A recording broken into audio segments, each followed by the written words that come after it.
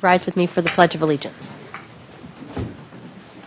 I pledge allegiance to the flag of the United States of America and to the republic for which it stands, one nation, under God, indivisible, with liberty and justice for all. Thank you. Please call the roll. Councilmember Francisco. Here. Hotchkiss. Here. House. Here.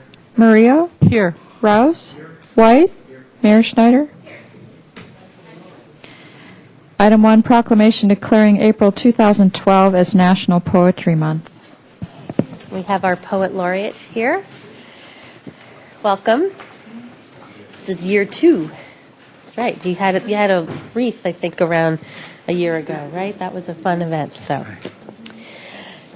the city of Santa Barbara is widely recognized as an art center, providing a spiritual home for creative activity and for writers in particular. And since 1996, the Academy of American Poets has designated April as National Poetry Month to highlight the extraordinary achievements and ongoing legacy of American poets and increase visibility, presence, and accessibility of poetry in our communities and culture. And the City of Santa Barbara, recognizing of the value of poetry, established a Poet Laureate position in 2005 in order to direct proper attention and honor to the spoken word by utilizing poetry to celebrate and elevate community events.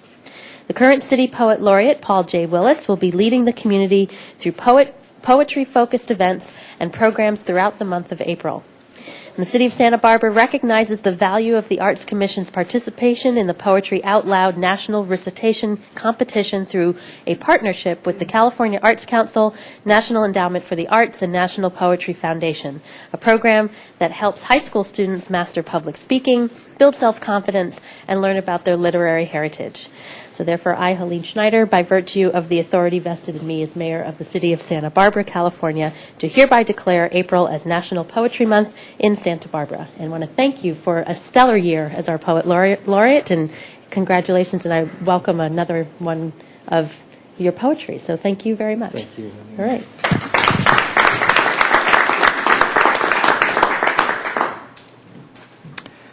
Well, if Chaucer were alive in Santa Barbara today, he might say something like, Wanda opera with his shore suta, the drought of March hath pierced to the rota, and smele fales mocken melodia, then longen folk to hear some poetria.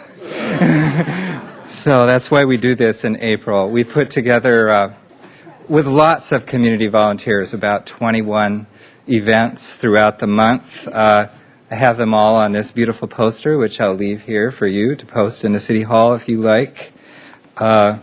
We have poetry from all ages of people, all types of people. We had a wonderful veterans reading at City College Saturday night, and other readings to come, which you can see. So thank you for your support of the arts and of poetry in Santa Barbara. Thank you. Leave that there. And item number 2. Employee Recognition Service Award Pins. Okay, Mr. Armstrong? Yes, Madam Mayor, members of the council, as you know, every month we present service award pins to those employees who are celebrating important anniversaries of the city. And this month we're recognizing 11 employees with a total of 165 years of service, and I'd like to read their names into the record. First, with 5 years, Kevin Baumann, who's a heavy equipment technician in Public Works, Maria Hernandez, an accounting assistant in Public Works, and Donna Williams, who's a parking enforcement officer in the police department. With 10 years, Kenneth Ficklin, streets maintenance worker in Public Works, and Mark Wild, who's the supervising engineer in Public Works. With 15 years, Rebecca Fribley, who's a senior property maintenance specialist in the airport, and Jan Martinez, who's a harbor patrol officer in the waterfront. With 20 years, Linda Allen, who's administrative specialist in finance.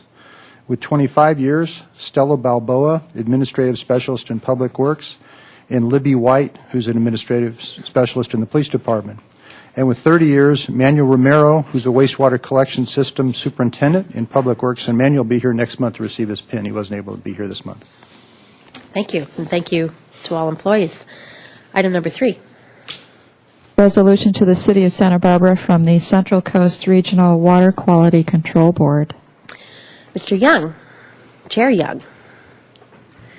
Good afternoon, Mayor Schneider and members of the council. I am Jeff Young, Chair of the Central Coast Regional Water Quality Control Board. With me here today is our new fellow board member, who I know you all know, Mike Jordan, and I'm pleased to identify as only our second Santa Barbara County Water Board member to our 9-member board in 12 years.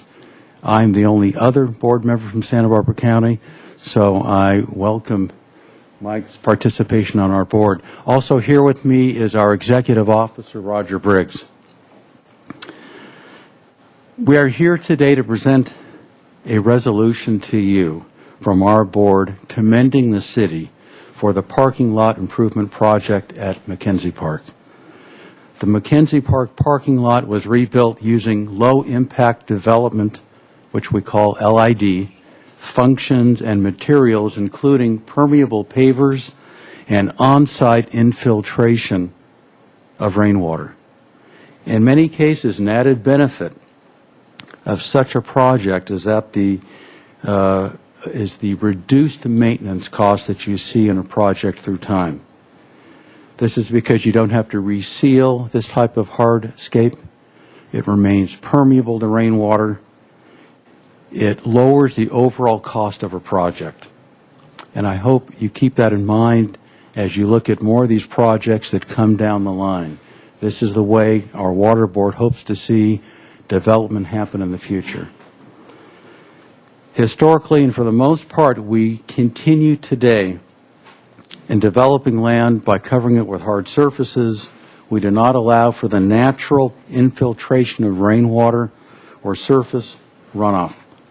This has created the unintended consequence of transferring our urban pollution into our streams, beaches, and your coastal waters.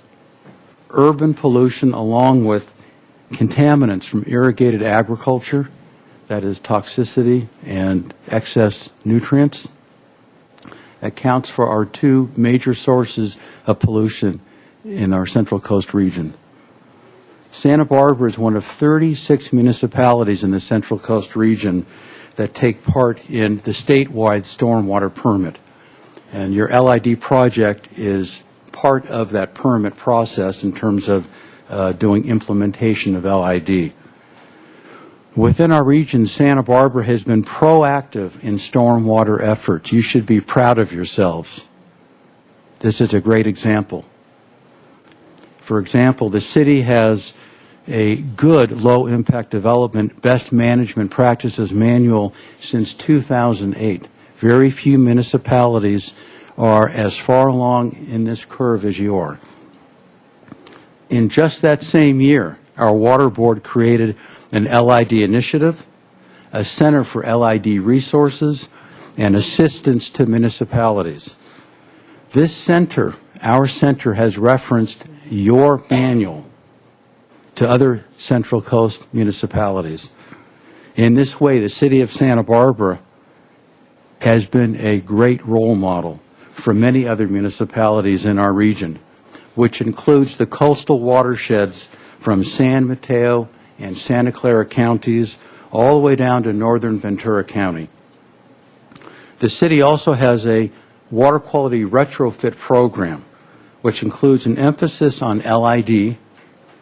In a city like Santa Barbara, with very limited annexation in its future, retrofitting parcels within the existing developed area is about the only way to improve runoff characteristics of the city's watersheds.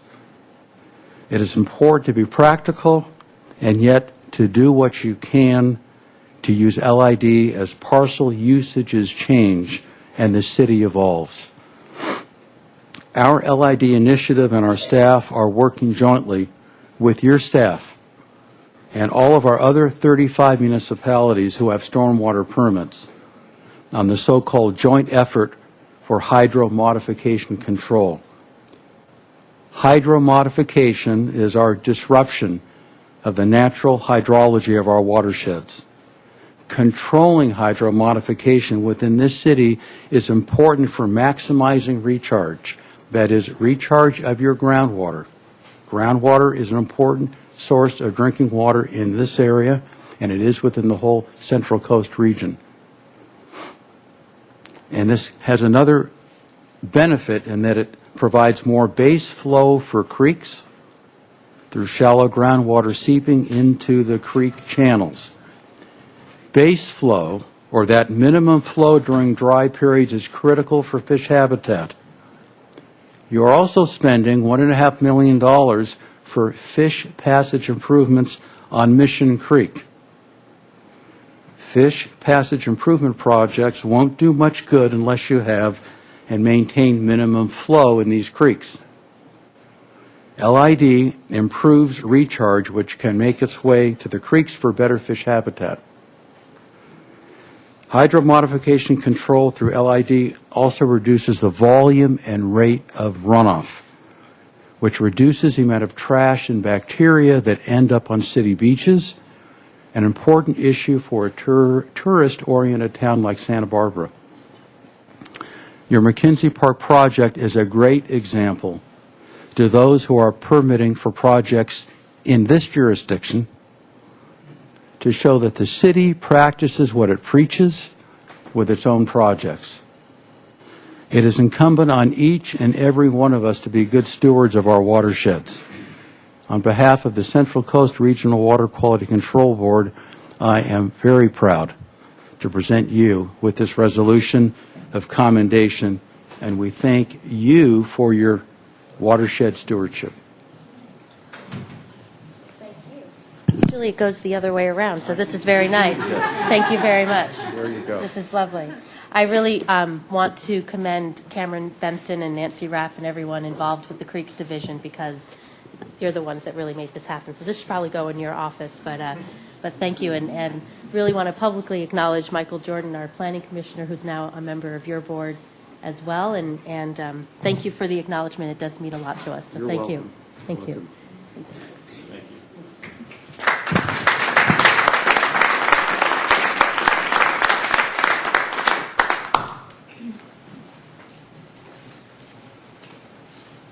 Madam Mayor?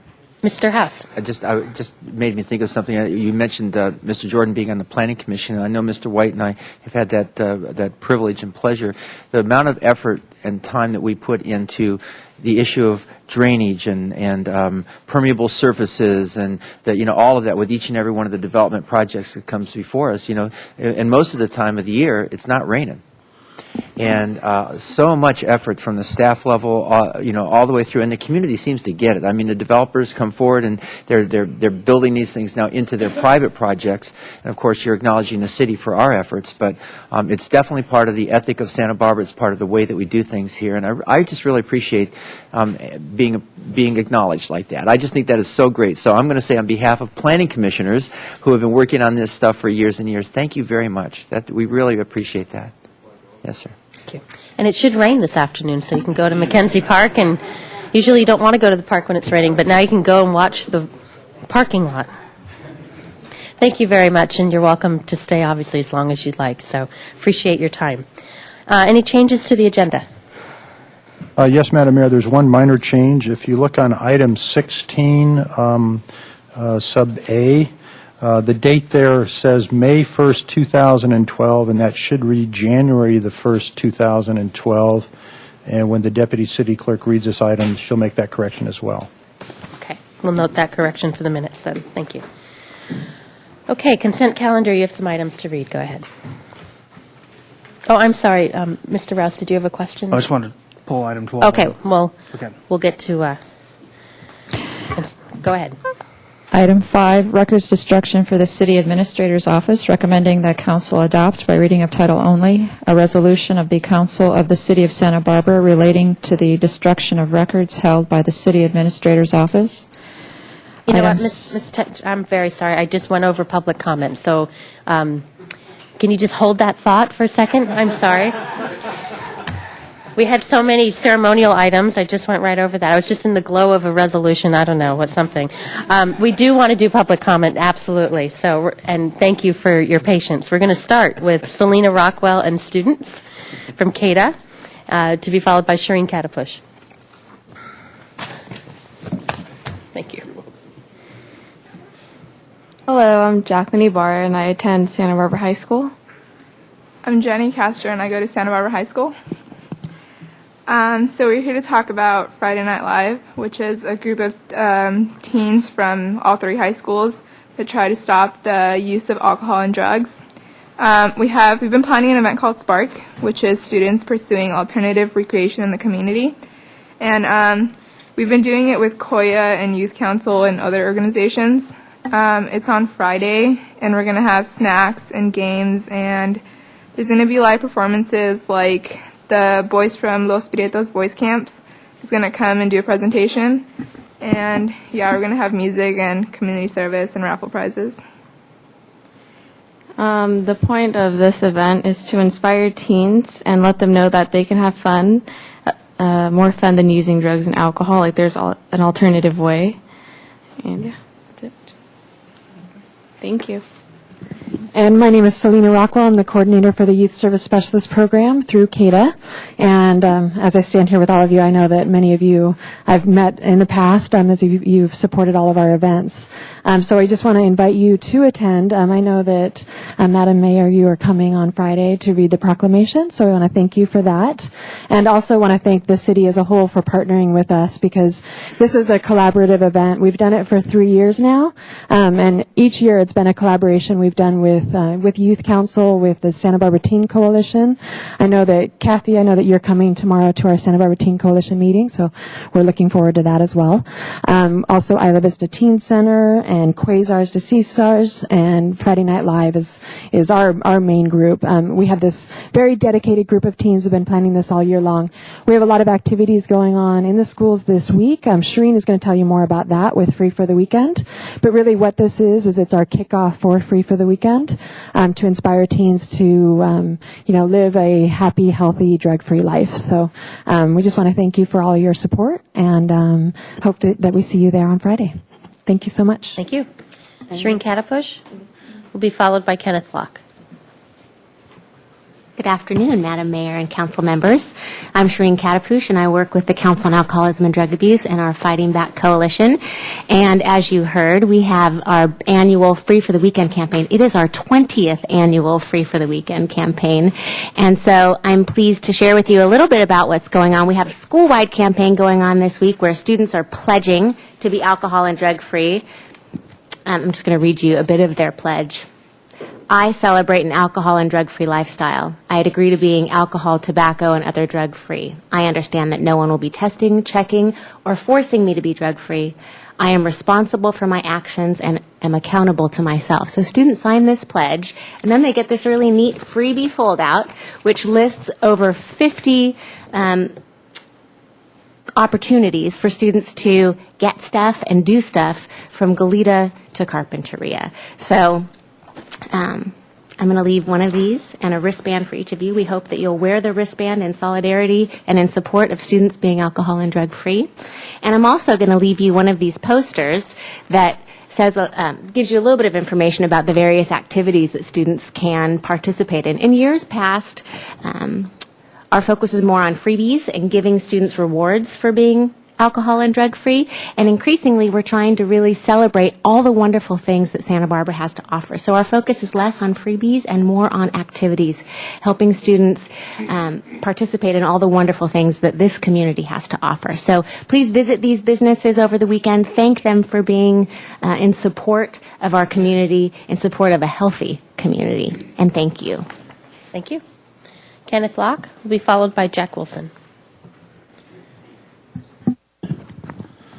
My name is Kenneth Locke. I just want to get into, actually I was in the Yahoo, they had a thing about saying that this economy is not sustainable, who knew, and that by 2030 we should have a catastrophe of some sort that will, and it's, what I'm providing this community and, through the web, internet is the means for understanding the basis of this next age that we're supposed to enter into, an age of enlightenment.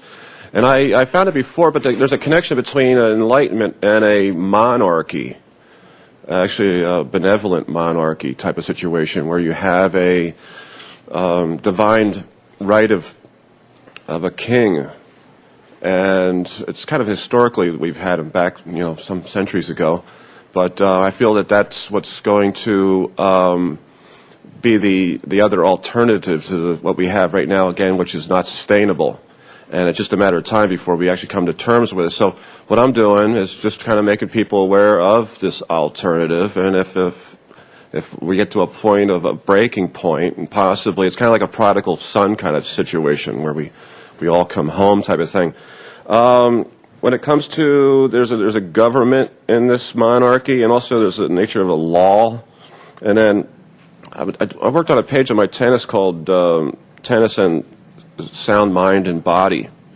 And it turns out that in this monarchy, we'll all have sound minds and bodies. And that's actually the basis of the Enlightenment that I witnessed through tennis and through the arts.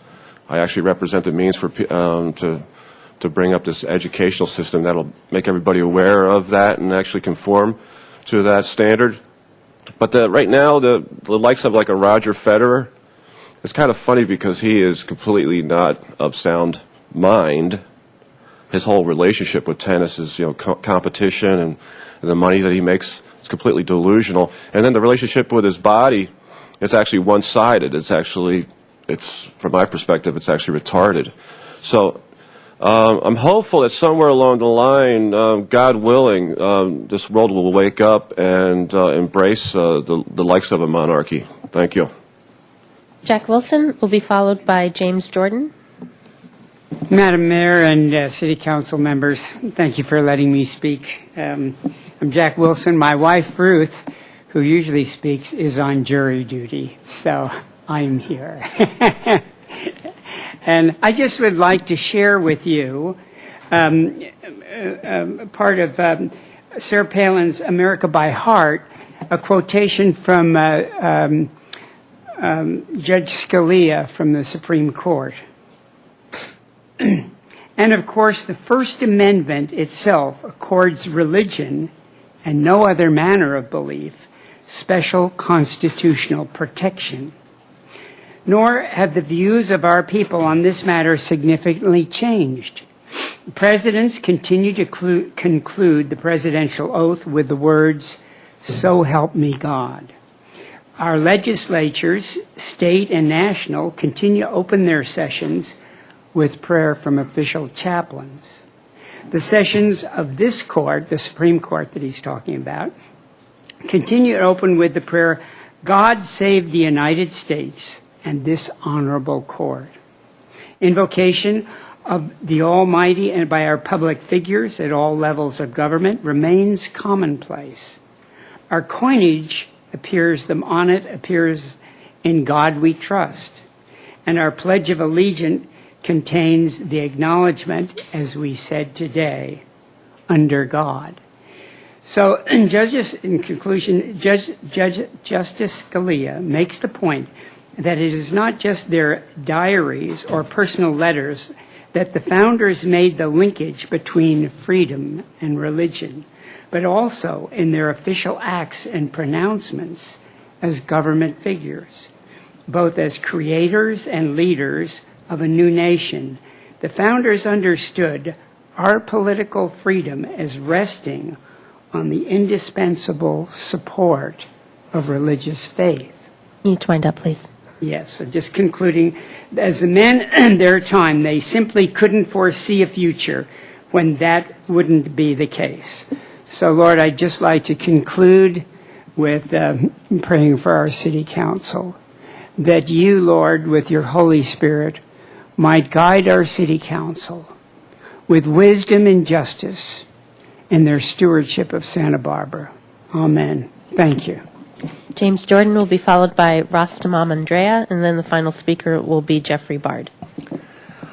I appreciate you folks' willingness to listen to comments from the public. I live on San Gabriel Lane, which is one of the 5 streets that go off of Ontaire, south of State Street, up toward the municipal golf course. I feel neglected by the city in that the people on South Ontaire do not have a sidewalk to get to State Street. The people on North Ontaire do. Now, I realize there are a lot more houses up there. There are only 160 some of them. But in order for us to walk to State, we have to walk in the street. I think it would encourage more walkers if there were a sidewalk. It don't have to even be on one side of the street. Connected to State Street traffic, there is a dedicated bus stop at State and Hitchcock. There's one further east on State Street, but at State and Ontaire, there is not. When the bus stops to take on passengers, it blocks the right lane of traffic. At heavy traffic times, traffic can back up a quarter of a mile all the way to Hitchcock Way. And I guess my question is, any chance there could be a dedicated bus stop there? Because it would certainly improve the traffic flow on State Street, especially at rush hour times. Also, because of where we live, we frequently go through the intersection at McCaw and Las Positas. That's a bad intersection. And I recently read that the city is going to build a roundabout at Las Positas and Cliff Drive. And I had the thought maybe a roundabout might work there. The city already owns 3 corners that might be impacted, one on the golf course and one on McKenzie Park and one underneath the big water tower, which I understand is actually a storage facility. Thank you. I'm going to direct you to Mr. Browning Allen right over there, and you can give him your details. He's our transportation I would love to. manager, right? That's I would love to talk with him about it. Right. One last thing. Okay. If the city can ban plastic bags, which I think overall is probably good, why can't they ban the sale of filter cigarettes? Because the filters are awful pollutants. Thank you. Thank you. Andrea?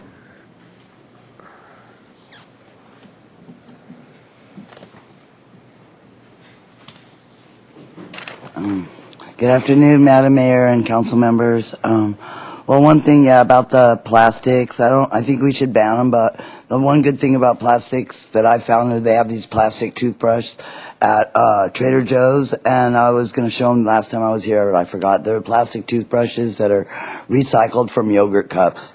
And then, you every 3 months you mail them in and they recycle them again. And I thought, maybe UCSB, Bryn School can do something like that with nail brushes or brushes. And let's see, what else?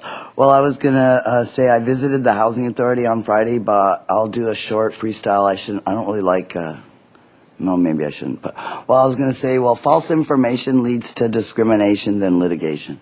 But some people know what I'm talking about. But here, on a positive note, it's Earth Day, and I went to the first Earth Day here in 1970 in my mom's Mustang with my brother, and Jackson Brown was here. But the first Earth Day I was here in 2000, I wrote this poem. So I'll just say it real short because it's Earth Day month and Poetry month. Where's all the love radiating from the sweet doves? Lost in the air pollution. Help, where's the solution? Many fish have disappeared from the creeks. When will we listen to nature and wildlife speak? And I make my 2 minutes up? Just about. Okay. Oh, yeah, and there's a poetry thing next Saturday at the Carpolis. And I might try to see if my son will do a poem, or I'll do a poem, too. Peace. Jeffrey Bard will be the final speaker.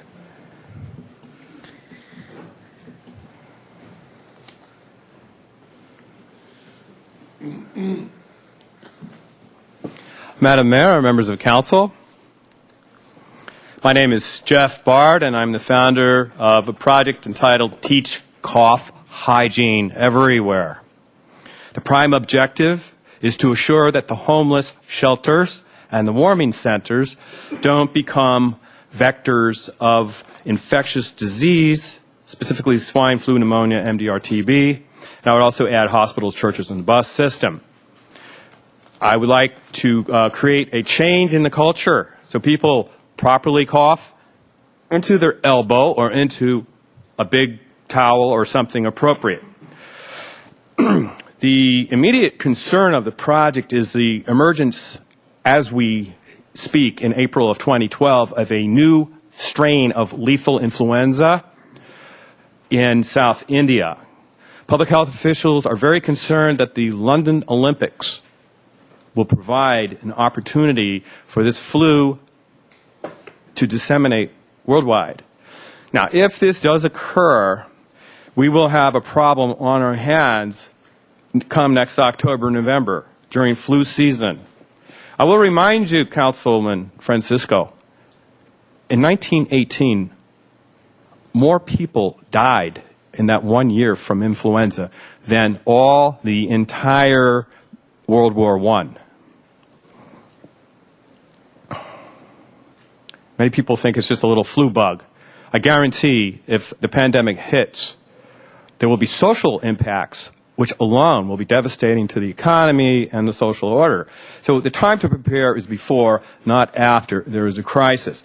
Teach Cough Hygiene Everywhere is on causes.com and has drawn broad support from across different sectors of the community. Thank you and have a great day. Yeah, that concludes public comment. Now, Susan, you can read the items for the consent calendar.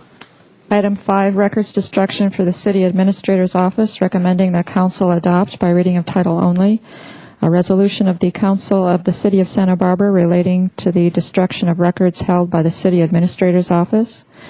Item 6, acceptance of a public utility easement at 515 Conejo Road, including recommendation B, that Council adopt by reading of title only a resolution of the Council of the City of Santa Barbara accepting a non-exclusive public utility easement located on a portion of the real property commonly known as 515 Conejo Road, Santa Barbara County Assessor's Parcel Number 019-062-009. Item 7, acceptance of grant funding for construction of Mission Creek Fish Passage Project, Phase 2, including recommendation A, that Council adopt by reading of title only a resolution of the Council of the City of Santa Barbara authorizing the Parks and Recreation Director or designee to accept grant funds from and execute a grant agreement for $1,735,500 with the California Department of Fish and Game Fisheries Restoration Grant Program for the Mission Creek Fish Passage Project, Construction Phase 2. Item 8, authorization for the allocation of Transportation Development Act funds, recommending that Council adopt by reading of title only a resolution of the Council of the City of Santa Barbara authorizing the filing of a claim with the Santa Barbara County Association of Governments for allocation of $61,113 in Transportation Development Act funds for fiscal year 2013. Item 9, adoption of ordinance for Police Department Annex Office Lease Extension, recommending that Council adopt by reading of title only an ordinance of the Council of the City of Santa Barbara approving and authorizing the Chief of Police to execute an amendment to the Police Annex Office lease with LLA-2, the owner and landlord of 222 East Anapamu Street, to extend the term of lease agreement number 20106 for an initial term of 5 years with one 5-year option effective May 10, 2012. And item 16, adoption of the preliminary recognized obligation payment schedule and fiscal year 2012 proposed budget, including recommendation A, that Council, acting as the successor agency to the City of Santa Barbara Redevelopment Agency, adopt by reading of title only a resolution of the Council of the City of Santa Barbara acting as successor agency to the City of Santa Barbara Redevelopment Agency, adopting a preliminary recognized obligation payment schedule for the period of January 1, 2012 to June 30, 2012. Thank you. Without further objection, we'll waive further reading. I wanted to pull item 12. I believe others did as well. And Mr. Hotchkiss, you wanted to pull 13. Any other items to pull off the consent? I have a question, Madam Mayor, on item 14 only. Okay, 12, 13, and 14. So let's go do it in order. If you could read item number 12. Execution of agreement for the operation of the Granada Garage Bicycle Station. I had some questions, and I know actually, Mr. Rouse, you also had some questions on this, and maybe Ms. Murillo.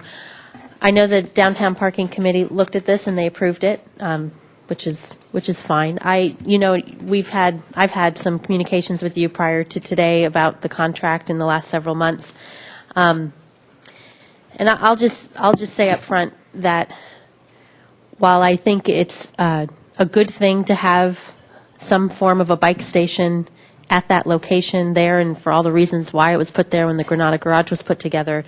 And there does need to be a place for bike parking. I am concerned about a 5-year contract of $25,000 per year to an organization that's not based here. That there seems to be there could be some great potential for what could happen in that space, and I'd like you to give us a little more information about how it's been successful, what exactly Bike Station does for $25,000 a year, and particularly how much city staff actually interact on a daily basis with the Bike Station employees and what happens in the facility. Certainly. Madam Mayor, Browning Allen, Transportation Manager and Public Works Department. I also have Victor Garza, our Parking Superintendent, with me. First of all, what we're asking Council to do is authorize the Public Works Director to execute a contract for the balance of this fiscal year, next fiscal year, with the option of doing 1-year renewals. So it's not going to be a slam dunk that they're going to have a 5-year agreement. We've incorporated in the agreement some performance requirements in terms of marketing, increasing membership, increasing the vitality of the bike station. We also have requested that they come to the Downtown Parking Committee annually with a report to show how they're doing. So if they're not performing as we hope they will be performing and improving the operation, increasing the membership, then we have the option of not extending the agreement for a 2nd or 3rd year. So that's one of the things that actually was a suggestion of the chair and the vice chair of the Downtown Parking Committee, that we put some type of incentive program. So of the $25,000 that we're looking at, $5,000 is the marketing, and it's not a slam dunk that they will get that $5,000. It's based on their increase in membership. The $20,000 goes towards their staffing, pays for the proprietary equipment they have to have access to the bike station. I'm missing some things. Mr. Allen, your mic on? You're hard to hear. I don't know if Membership management program. There's too much stuff here. Thank you. The $20,000 goes primarily to the membership management program. Their software covers a portion of their staff time. There's the executive director, and they have a couple of people that work for the bike station. It covers a portion of their cost. In terms of how much time does our staff spend at the bike station, I was talking to Victor about that earlier. It's minimal. Primarily what we do is we clean the shower and restroom, and we contract that out. We also have staff that will go in and check it from time to time. Maybe 15 minutes a day at the most. Staff does take an opportunity during the day just to walk in there, see if there's any problems or issues in there. Interaction with customers is primarily answering questions of how do I become a member of the bike station. If a member of the bike station has a problem, we refer them to the bike station. They're the operator. They deal with the questions. How often does a member from the bike station staff come to Santa Barbara? Probably monthly. We also have monthly conference calls with them, and if there's a need for them to come up more frequently, they will as well. So what is the funding for the staffing? Is it just overhead for the software system? Well, let me see if I can find the breakdown. I'm bringing these up because it just seems like there could be a better way of doing this, especially taking up valuable staff time, which I appreciate that you're doing and overseeing, and you're right there. I appreciate that. But if we're spending $20,000, $5,000 for marketing, I get that, and the $20,000, part of it being a software system, there's a fixed cost for that. I don't know what the annual cost just to run it would be, but to have that amount of money for staff who come up once a month and then telephone calls, when really the interaction with the public is our own city staff, I just don't see the value of this particular contract in this configuration. And I know that there are other organizations out there who you've tried to work with and things didn't work out this time around with the contract negotiations, but putting in something that could go on for an easy 5 years, I know you have to come back. I'm very uncomfortable with that at this point. Well, I tell the council, when we first looked at the bike station prior to the Granada Garage being completed, and shortly after, we looked at how do we operate a bike station. One of the components of the garage that was approved by Planning Commission and City Council was to have a bike station in there. And we're all scratching our heads, how do we pull this off? we looked at the possibility of us running it ourselves, and that we don't have the expertise of doing that, and we would probably have to hire staff to do that. It would cost well more than the $20,000 or $25,000. So in terms of operating the bike station, we feel it's a pretty good deal. You know, I got a breakdown. They say the security system is about $2,000 of the $20,000. Their staffing, the hours they put associated to the bike station is about $9,000. If they have to repair anything, another $800. What would they be repairing? You mean the software system? If something happens, software breaks down, they have a video camera in there that they use to monitor the system. Problem with the equipment. We bought the equipment, the racks, but it's theirs to maintain. That we require them to have liability insurance, so they're passing that cost off to us. So. Okay, I'll stop right there for now. Mr. Rouse had a question, and then Mr. House and Ms. Murillo. Yeah, thank you, Madam Mayor. You actually covered a lot of the ground that I was going to ask as well, and I know that the Parking Committee endorsed the program. My concern was, yes, we do have a certain cost. There's also an opportunity cost, given the kind of space and whatnot we're using for this station.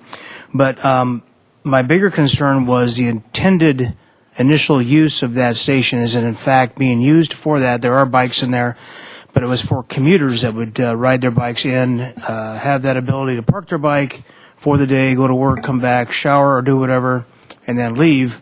And I would like to know on a more statistical basis if it's being used for bike storage, or if the showers are being used, but the bikes necessarily aren't going in and out. I just want to make sure that if this kind of money is going to be committed, that we're actually doing what the intention of the entire concept was in the first place. And I wonder if there's a way for your either staff or the bike station operator to get back to us on that. In fact, Victor and I had a conversation about that very point. There's no way for us sort of having somebody sit there and watch people come in and going. So probably what we're going to do is work with the bike station to do a member survey to see how they're utilizing the bike station. We do know there are people who store their bikes there. Victor is one of them, and he commutes into work. So he has a bike available to use during the day. And there's some other employees, city employees, who have bikes stored there. But we're sure there are commuters that use transit to get to work, which is a good thing, that leave their bikes in the bike station overnight because they have had problems being able to find space on the bus for the bike going home. And they don't want to take a chance of getting stolen at the transit center. And so, but we're going to see if we can get more data for council on that via a survey. Because I don't know any other way of doing that short of having staff sit there for a week watching people at night, and I got other priorities for my staff at night right now. Well, it almost seems like that would be a task for the vendor to prove to us that, in fact, they are producing what they said they were going to produce, and we get the utility out of that space that we intended to have. Thank you. Mr. House? Madam Mayor, I'm glad that you pulled this off, and maybe I'm taking a little bit of a different tack. I really think this does need another look, and I'm kind of going the other way with it a little, though, and I just think that whatever the criteria there were to come up to this recommendation to council, it's probably right to have somebody to operate a place to park bikes during the day and to make it a secure place to put them. But I feel like a huge opportunity is being missed here. The local involvement, I mean, the others who are having an interest in this have demonstrated over and again their ability to have really successful event kind of like a community gathering place kind of an environment around that would be way beyond what an out of the community organization might be able to provide almost as an administrator of simply a place to park a bike. And for me, part of the vision in the very beginning, and something I was hoping would finally be fulfilled, is that this place would really come alive. I mean, you've got a place to park bikes, yes, but there's also sort of an enthusiasm around biking and encouragement that you just don't get. You can't increase the membership beyond a certain amount if you don't get people engaged, almost like a community.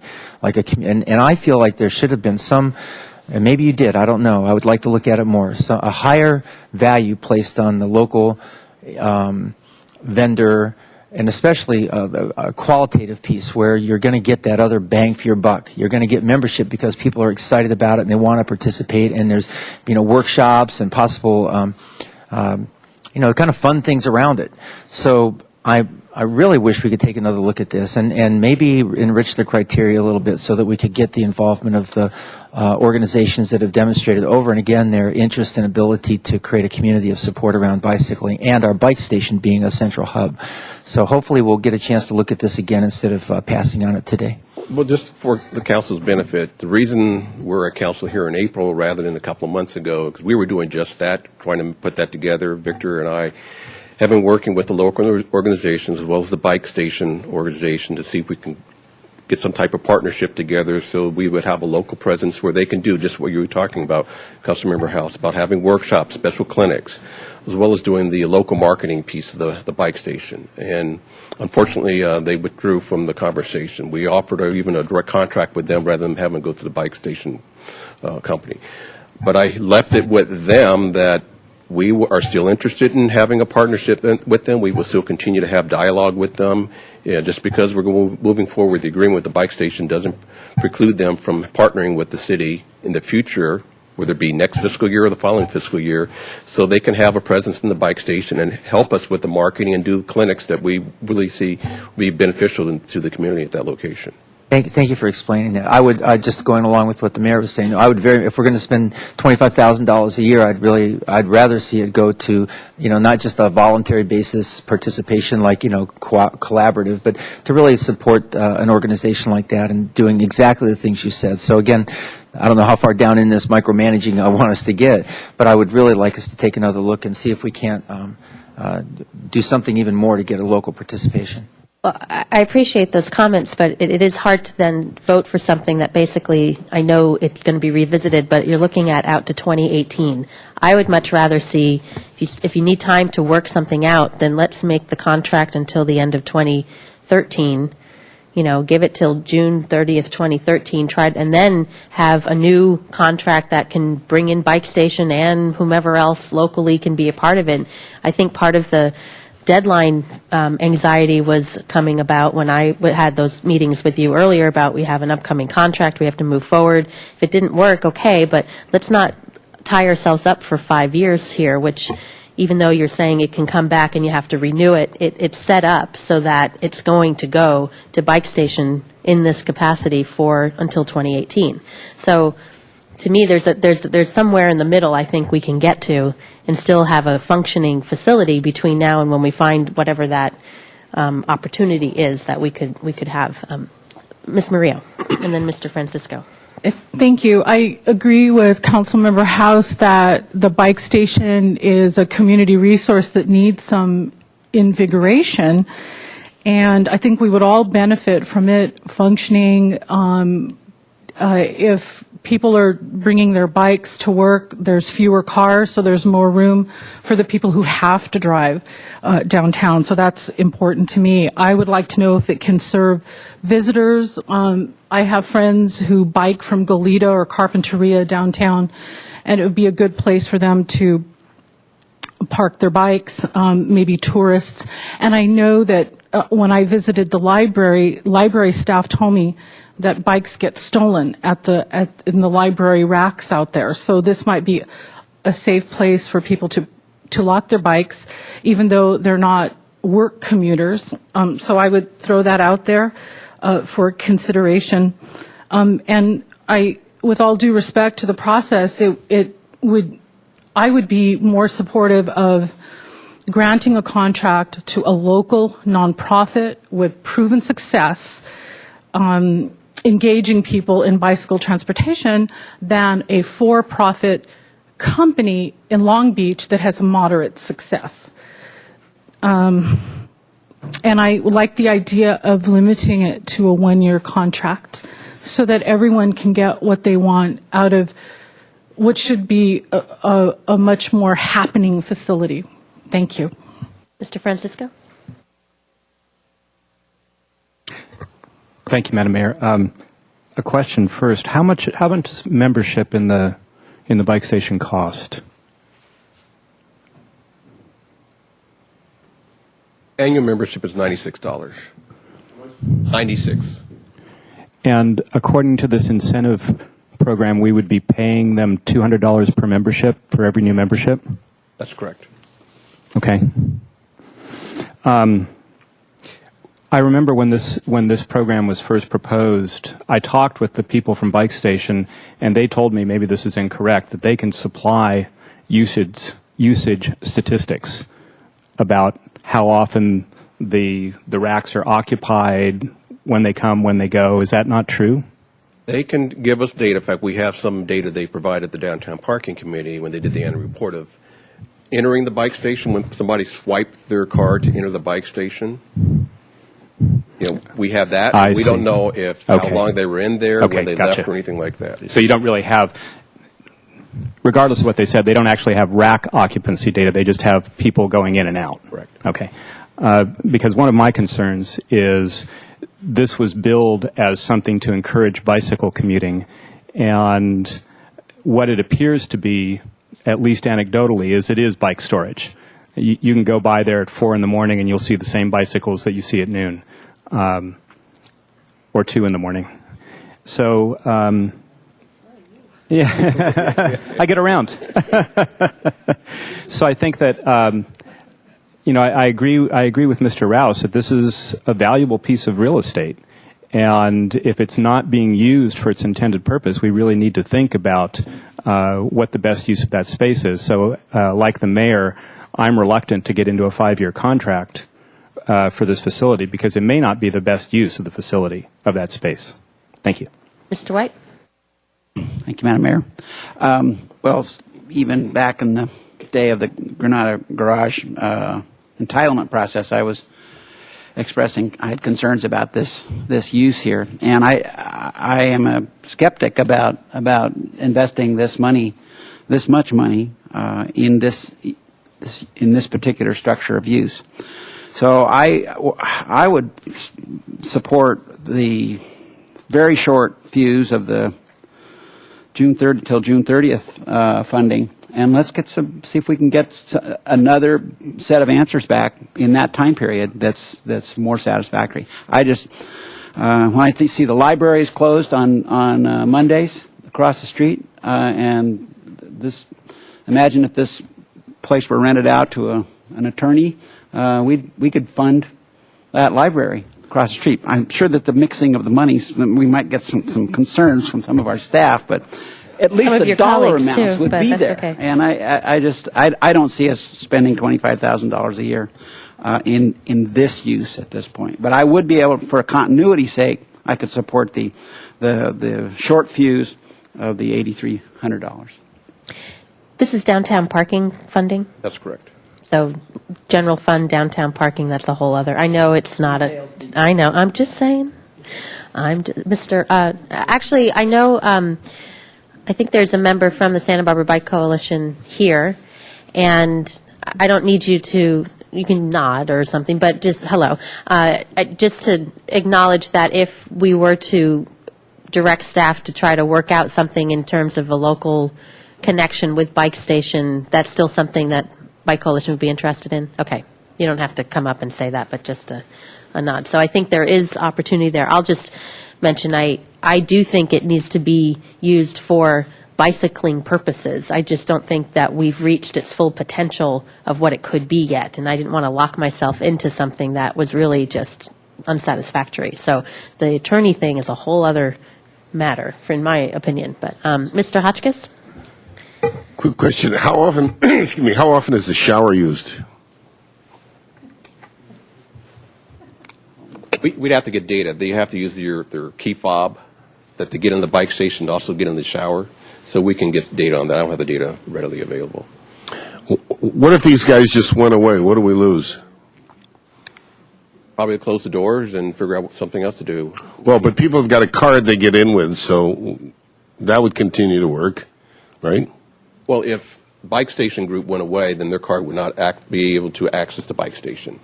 Because Well, it wouldn't be very hard to have our own little security system. You got a card, you get in. We would whatever. have to, that would go away, then we would have to decide whether or not we want to use parking staff to operate it, to come up with something, or somebody else to operate it. Well, what is operating, though? I mean, operating is what? We have to have the access control in there and pay for the membership and make sure people are following the rules and all that. That's something we given a third party to take care of, so we don't have to bother with that. So we would have to come up with a new model operate the bike I station. mean, it doesn't sound like a big deal to me. It certainly doesn't sound like a $25,000 deal. Honestly, I think the mayor's right in saying, what are we doing here? I agree completely with your short-term version, and if we can't get it to an attorney, maybe somehow we can make a success of this. But if people are not, it's, I guess, a great facility, and if not, more people aren't using it, maybe the need isn't there. We need to look at that, too. Yeah, you don't have to comment on that. I thought it was just a statement. Mr. House? Yeah, thank you very much. Okay, so we can maybe move this along a little bit. I do want to say, and just in response to some, of course, this is incredibly valuable real estate, and I don't know how many $1,000s for a parking space. Any bicycle in there is actually leaving space elsewhere, and I just think it's critically important to appreciate those who do use it. This is being used, and people do benefit from it. It's just not at the level that I think any of us anticipated originally, and I think it does definitely need some local infusion of positive energy around that place, and that will cause it to come alive. And those who use it benefit and appreciate it.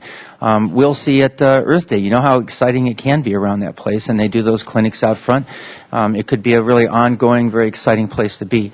Madam Mayor, just in the interest of moving this forward, I'm going to move item A alone and give the chance to move forward till the end of this fiscal year, leaving item B off for now, and asking staff to go back and take another look and see if we can't come up with something else. So my motion is for item A, but I really would like to see us get that local infusion of positive energy here and look at our criteria and then come back to City Council again with another recommendation. Is there a second? My motion is for A. Thank you. Okay, item A. Okay, to the motion, any discussion? There was a second, Mr. Francisco. Mr. Rouse, did you have a question? Yeah, I wondered if, given the time constraints, if the maker of the motion would consider perhaps going back to what the mayor had recommended, which would be this up until June 30th of this year and the contract for one more year, just because I think that's a pretty short window to get staff to do their job and do this at the same time. So I wondered if, and I'll refer to the maker of the motion, if that's a possibility for an alternative. I'd rather hear from others before I add that. Well, I guess the question to staff is, given the direction, it sounds like we want to do more than what's here. Do you feel like having an extra year to come back with something, or is June 3rd? I mean, could you respond to, I guess, Mr. Rouse's question? To be honest with council, I would rather have until June 30th, 13 to give us time to really sit down and put together a model and work with both groups. And do it right? Between the work we have, the budgeting closing of the year, I just got called in for jury duty. It's going to be tough for us to get it done by the end of this fiscal year. Okay. Mr. House? I'll add that to my motion. Thank you. This would be item B for 1 year, so the ending of this would be 2013. Okay. Mr. Seconder, Mr. Francisco? Okay. All right. We all know what the motion is? All those in favor? Aye. Okay. Thank you. That's. And I'll vote no. And you vote no. So it's 6-1? Okay. Item number 13. We're still on consent calendar. We just wanted to pull it out. If you could just read the title. Execution of agreement with New Beginnings Counseling Center for the Recreational Vehicle Safe Parking Program. Thank you. Mr. Hotchkiss? Thank you, Madam Mayor. Got a few questions, Mr. Allen, on the New Beginnings thing. This states that we've got, 25 spaces allocated, I think, 10, 10, and 5, and yet we've got over 100 vehicles in the program. Can you talk to me about that disparity? Well, those are those spaces that we have in city parking lots that are available to RV dwellers. The other spaces are in churches and other nonprofit locations. Oh, isn't there some along right next to the Naomi Schwartz building? That they have spaces in the county administration building in the evening hours that the RV dwellers can park. Right. Is that but that's not part of the city? That's not part of the city. Okay. Are churches limited in what they can do, or can they have as many as they want? I believe we have representatives from New Beginnings. It might be easier for them to come up. Sure, and speak. absolutely. Ms. Schwartz, why don't you come up and introduce yourself and...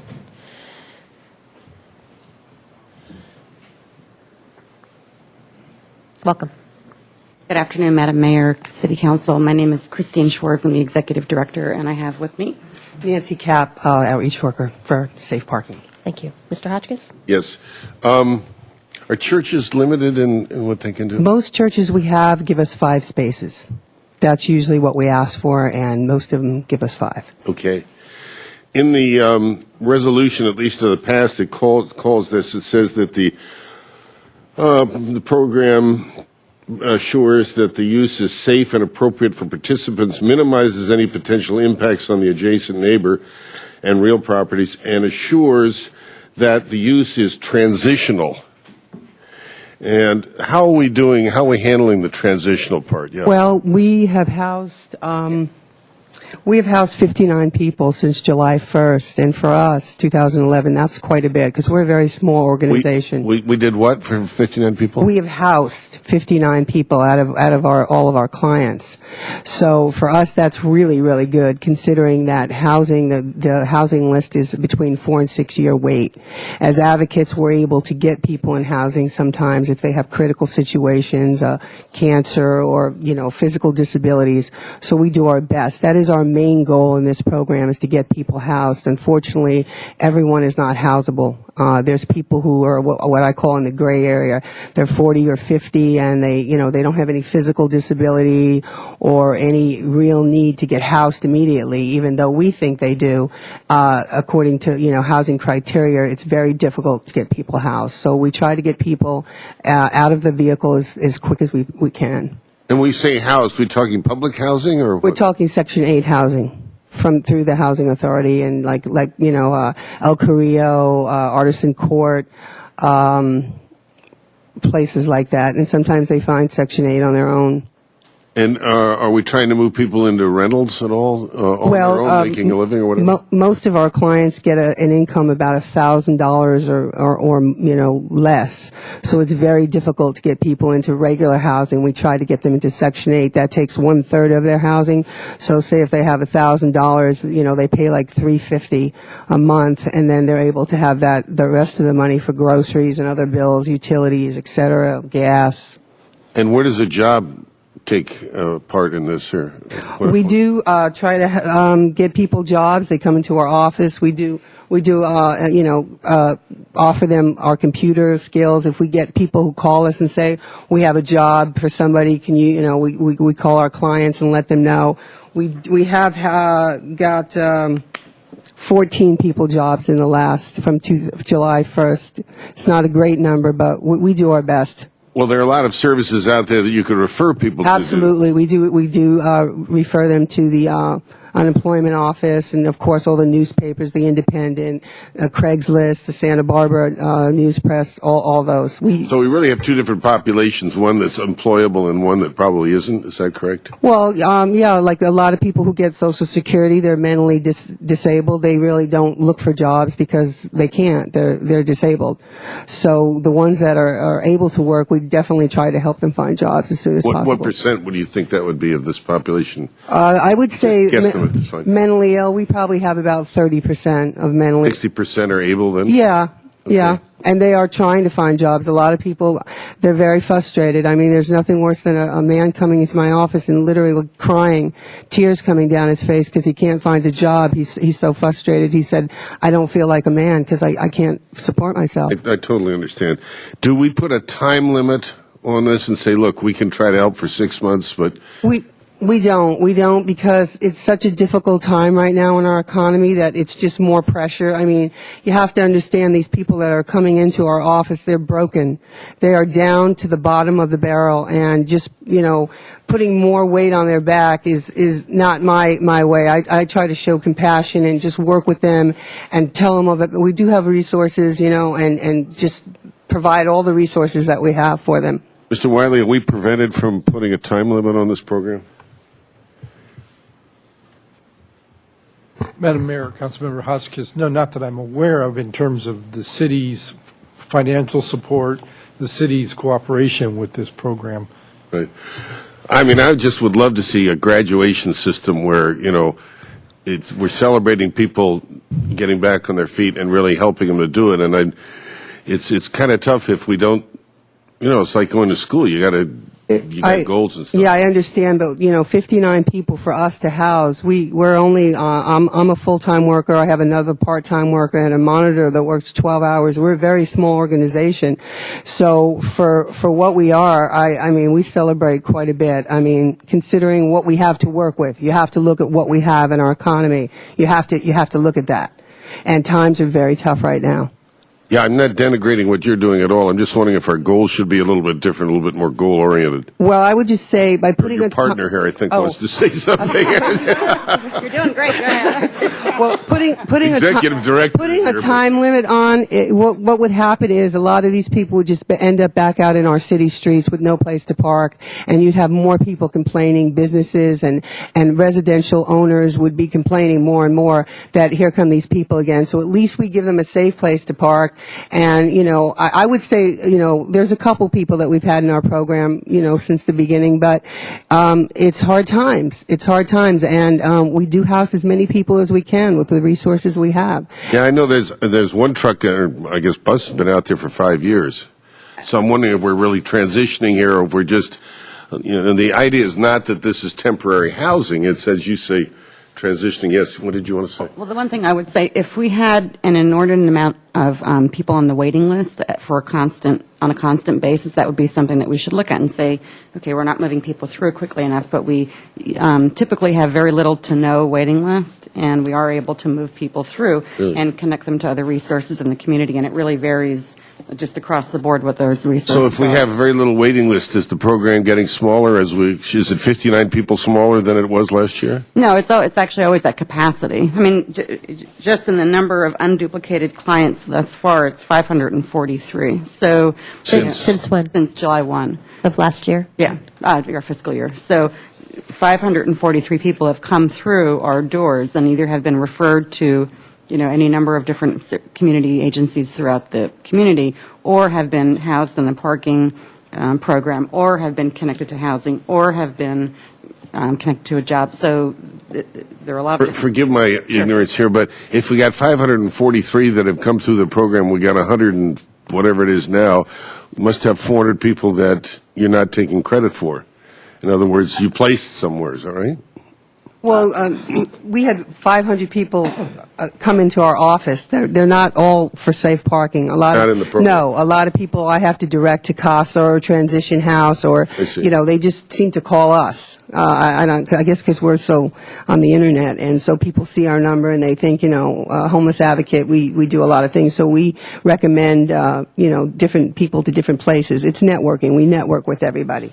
And so, for example, at any given time, we might have about 150 bodies in the parking program, meaning that there might be a couple or a family with children, and those people might then move on, so somebody then fills their spot. So it's not necessarily that we only have 150 in the program all year long. It's a constantly flowing process. So if we put a 6-month or a year time limit on it and said, your goal is graduation in an X amount of time, tell me what you think. Would that work? Would that work in part? Would it not work at all? No, I think it would be problematic because I think that there are people in the program who are mentally ill and who have grave illness and who have an inability to find a job or to be housed that quickly.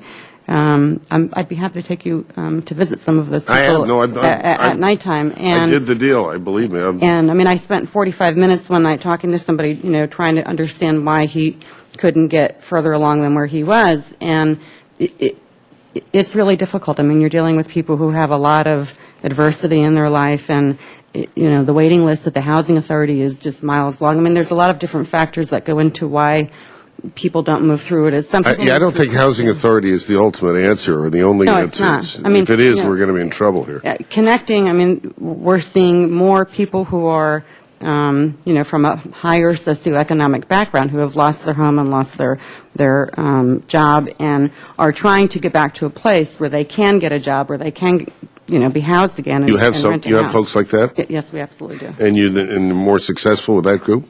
Correct. And so some people move through much more quickly than others. It really is just individual. Thank you very much. There are people as part of the program while they're in the safe parking program who also work Oh, during absolutely. the day, right? So Yes. I just want to be clear Yes, they're not. we have about 35% of our people working, but I really do think it would be problematic to put a time limit on it because those people are going to end up back on the city streets and businesses. You're going to have many complaints, whereas you're not having as many now. You definitely will get more if you put a time limit on it. So if 35% are working and we're trying to get them to transition and they're making a living of some sort, could they become renters? The rents are very high in Santa Barbara, and the minimum wage isn't that high, and a lot of these people do get minimum wage. They just don't make enough money. The balance is they're just not there. I mean, the income and the cost of living, it doesn't match up. It's very expensive to Are live they in. usually getting assistance too of some sort? Well, you can't get too much assistance if you have a lot of stuff, if you have a vehicle that's new or worth money, they won't even give you food stamps. You have to actually be pretty much at the bottom of the barrel to get general relief, which is $91 a month, and food stamps for one person is probably about $150 a month, and it's just not enough to live on. These people are struggling. I mean, way more than we can imagine. Believe me.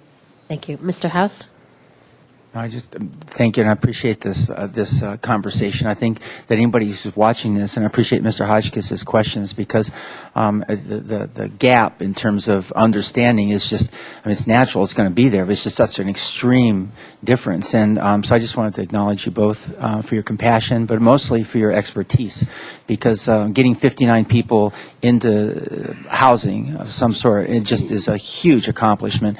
And I have to differ a little bit on this. I understand the issue and the wish for some sort of a, move them along kind of thing, but in this kind of thing, it may really be in the 7th or the 12th or the 13th or the 20th month that somehow things line up and a person's got the chance. And if we'd given up on them in 6 months, there's no way it would have happened. And then we would have this other level of impact on our community.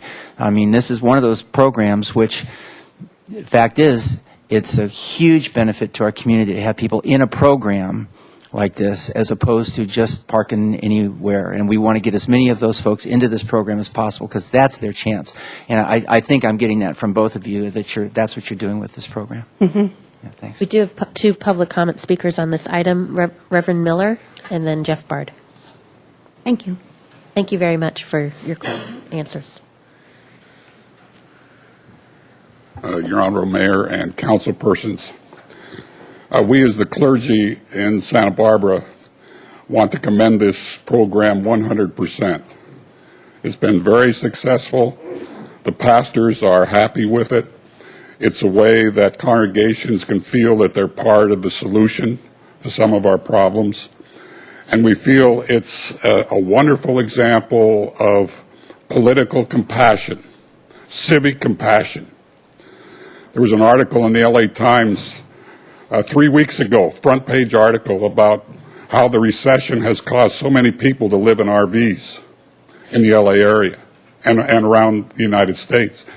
But they have no ordinance to deal with it, so the people have no place to go. And it's their only place they can live, families and so on. So you're way ahead of places even like LA. And just 1 week ago, today, the Goleta City Council passed an ordinance modeled on your ordinance to make this possible to happen in Goleta. And we're very, very pleased about that, and some of our congregations have already become a part of that program.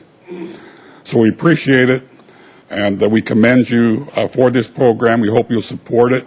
We would also be opposed to putting any kind of time limit on it.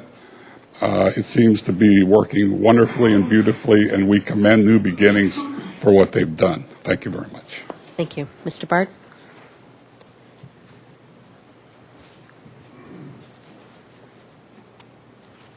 Madam Mayor, members of council, as you may recall, I'm active on the South Coast Homeless Advisory Committee, and not too long ago, on my motion, that committee did agendize this particular item based upon a public comment, and New Beginnings did come out and provide us with a presentation. And one issue that I was very concerned with that I don't think really gained proper traction with the committee was the issue that our parking tickets were designed partly as a revenue system and partly as a control system for commuter vehicles primarily, and vehicles that people use as transportation.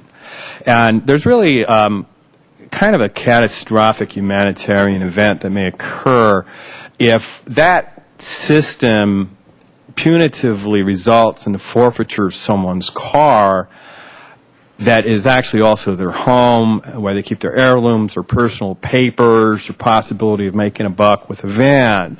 And I'm sure that across the political spectrum, we can understand that may achieve a level of confiscatory punitive action by the state that certainly is repugnant even to our conservative and liberal traditions. Also, and don't know that today we're going to solve that, but I think we should just be aware of that. And there's some individuals that lose their van over, $300-400 worth of tickets, and this program does provide a preventive cushion to prevent that.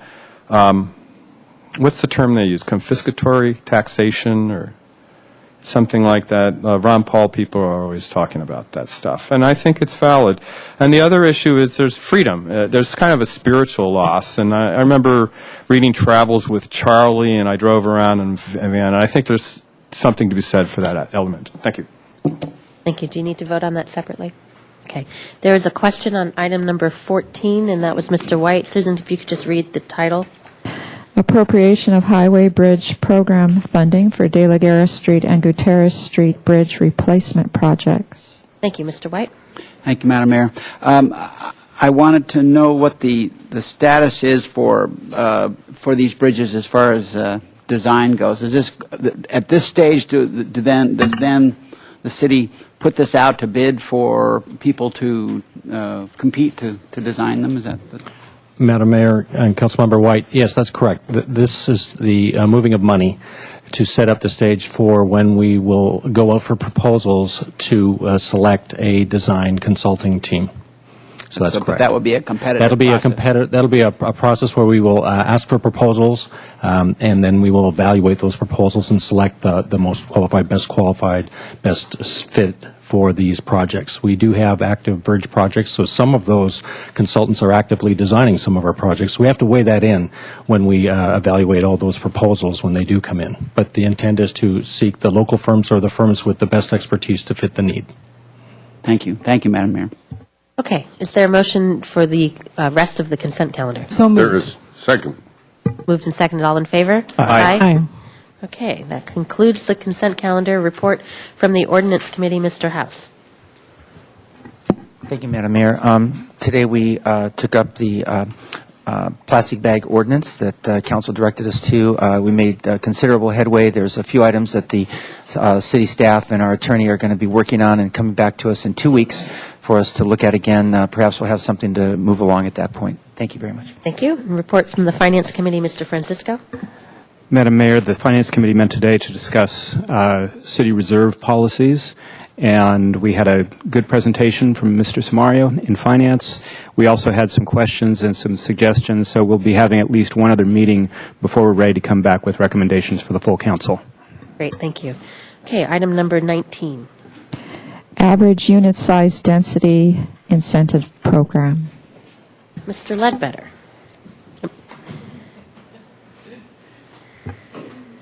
Wow, implementation. It's a good thing.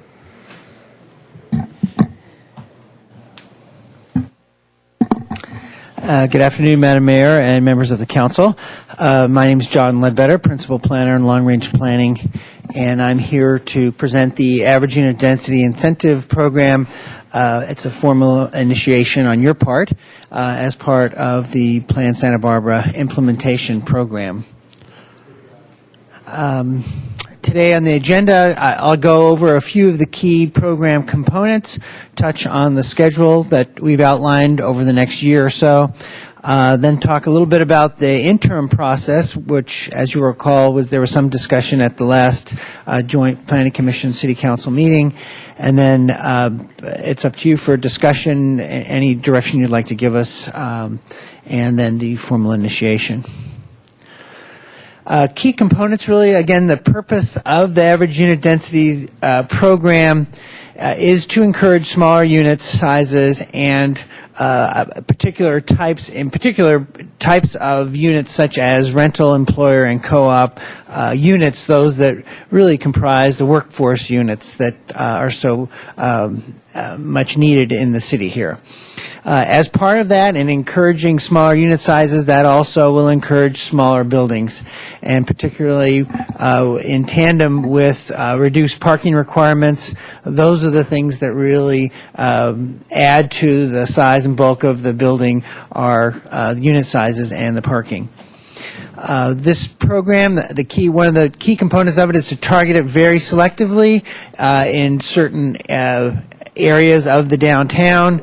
And I'll show you a map in just a moment. The CM zone of the Haley Coda corridors, and out at La Cumbre and 5 Points. Also, the other key component here is the sunset after an 8-year period, or the construction of 250 units. So with the adoption of Plan Santa Barbara, what I call the adopted parameters really are the densities in the medium-high designation. This reflects our existing variable density incentive program, which is based, I think, as you'll recall, on number of bedrooms rather than unit sizes. And that ranges dwelling units 15 to 27 dwelling units per acre. The next tier, if you will, is the high density at 28 to 36 dwelling units per acre. And then the third tier is this priority housing of 49 to 63 dwelling units per acre. And I'll go into that in a little more detail in a moment as well. The parking standard was also part of the adoption of one space per unit minimum, and the locations. Locations here, as I mentioned, the 15 to 27 dwelling units per acre. This is essentially what we have. Projects are eligible for this through the existing variable density program. You can see that in the colored designations on this exhibit here.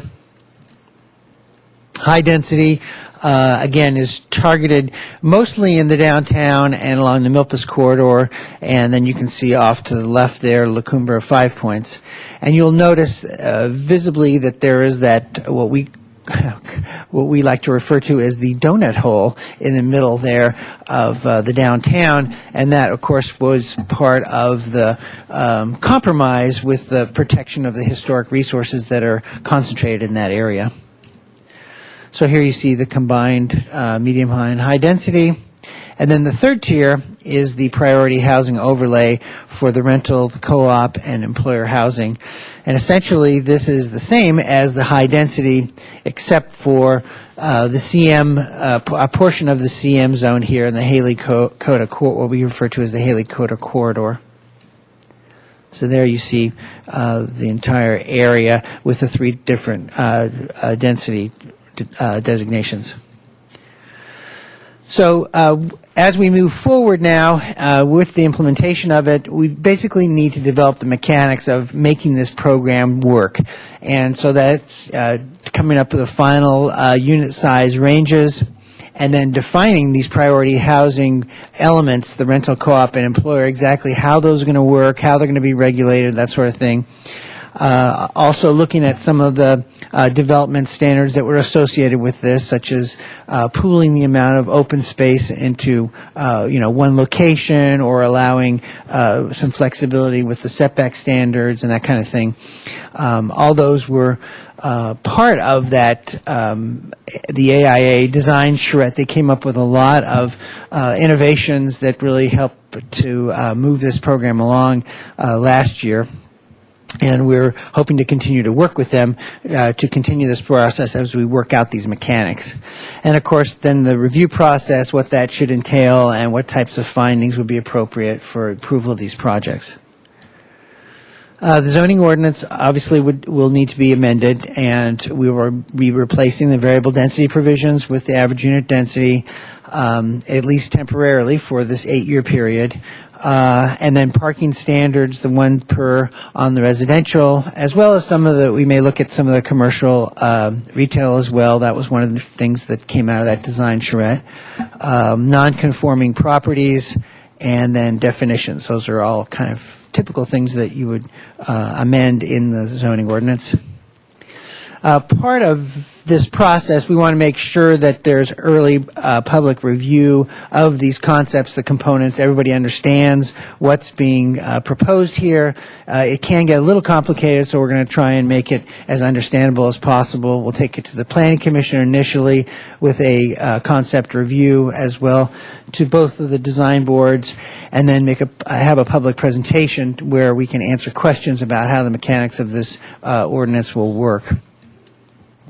So just walking you through then how what we're proposing here in terms of schedule. Today we're here for the initiation. And then over the next few months we'll be drafting those key components, take it through the early public review, get some feedback there, and then go ahead and draft the formal ordinance, take it to the ordinance committee, and then back to the Planning Commission for their final recommendation to you, and then for your review and adoption. Now, the interim process, this is something, again, that you and the Planning Commission discussed at our joint meeting a couple of months ago.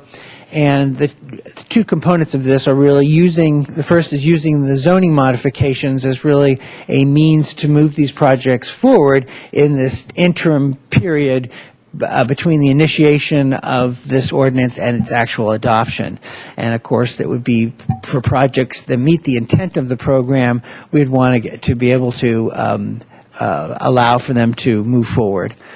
And an idea that has been proposed to go in tandem with this is the idea of a concept review, both either at the council or at the Planning Commission, one or the other or both, so that the project proponents have an opportunity to get early feedback from the council and the Planning Commission, and it would help not only to expedite the review process, but it would actually, frankly, give us some good feedback too as we're going through this process over the next year or so as to what things we might need to adjust as we're working on the ordinance. So we definitely would like your formal direction on this approach, and if you have any other ideas, that would be useful. So, just in conclusion then, we'd appreciate any comments you have on the key components and where you would like to see some emphasis or de-emphasis, something we're missing, that kind of thing. And then we'd like a motion to formally initiate the average unit density program, and then direction on the interim process and specifically the use of modifications and the concept reviews. And that concludes my presentation, and any questions you might have, happy to answer. Are there any public comments? Well, a planned Santa Barbara item and no we have crossed a milestone. Okay, Mr. Rouse. Thank you. Thank you, Madam Mayor. Mr. Ledbetter, going back to the donut hole analogy, the historic structures element part of the plan, where are we on that, and how does that dovetail with this process? Excuse me. Great question, Madam Mayor, Councilman Rouse.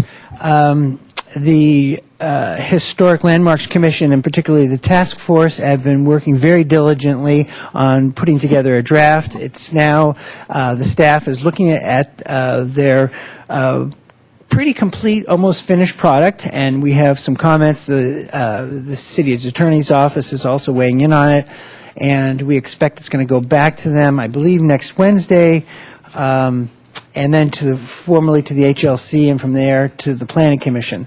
So it's moving right along, and we're hoping that it may get to you as soon as the early summer, June maybe. And does this move then concurrently with this concept then in terms of they're tied together? Is that Oh, absolutely, at the hip. Very good. Yeah. Mr. White. Thank you, Madam Mayor. Well, first of all, on the unit sizes, I saw in your list there something that was different than what is in the staff report, and that is that the notion of are the unit sizes right is one of the questions that will be part of this mix. In the staff report, I kind of got more of the sense of these are the numbers and it's moving through, but indeed that is one of the questions being asked. Isn't that true? Madam Mayor, Councilman White, that is correct. These are not firm numbers, and the attachment that's in the council agenda report is these were sort of the working numbers that we use to develop the concept, and we'll be using those as a starting point as we continue that discussion, working, basically picking up where we left off with the charrette process. Good. To work out the mechanics of it. Good. All right. That's good. And then secondly is an area which I didn't pick up from the staff report, and the conversation. Of course, every conversation has occurred in the last 7 years. But the conversation about in the mixed use area, part of it would be sort of a corollary to the Sheila Lodge concept of less commercial. Could conceivably translate into more residential. And I don't know quite how to phrase that to perhaps conceivably incentivize, that's a non-word I know, but anyway, the use of the residential in the mixed-use area.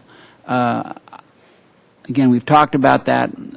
I would like to see that be part of the discussion that goes on at this point. As one of my main concerns that I've had all the way along has been that there's no real limit on the mixed-use buildings. They can end up being too big in my view. But I'm just hoping there can be a way for that conversation to occur that to encourage more residential in the mixed-use area. So that's one comment I wanted to make. And then another area where there hasn't been very much conversation is underground parking. Is there a way to encourage underground parking in these projects? It's a good thing. All of the charrette work was done without underground parking, and I think that developers ought to get an attaboy or attaperson for underground parking. So I'd ask that be put in the mix for discussion. And finally, concept review. Concept reviews inevitably give mixed messages, but I do think it's a lot better than nothing. And I like the idea of getting a little bit of a jump start on the use of Plan Santa Barbara before we have all the ordinance pieces in place, and having it out there, having the concept review and mods as the package that would be available to an adventuresome developer who's willing to take on the slings and arrows of the economy and the Santa Barbara in the next couple of years. So while I still feel very strongly about the floor area ratio, I know that it would take a longer time to get the floor area ratio concept sewn up, just as it was with the neighborhood preservation ordinance. I know that when we get there, that will reduce the amount of potential conflict, just as the NPO has done. And so I'm disappointed that we're not moving ahead with that now, but I'm willing to support the package without it at this point. And I'll ask as we get to motion making time, I'd like some of these pieces to be part of that. Mr. Francisco. Thank you, Madam Mayor. Mr. Ledbetter, a question about the interim process.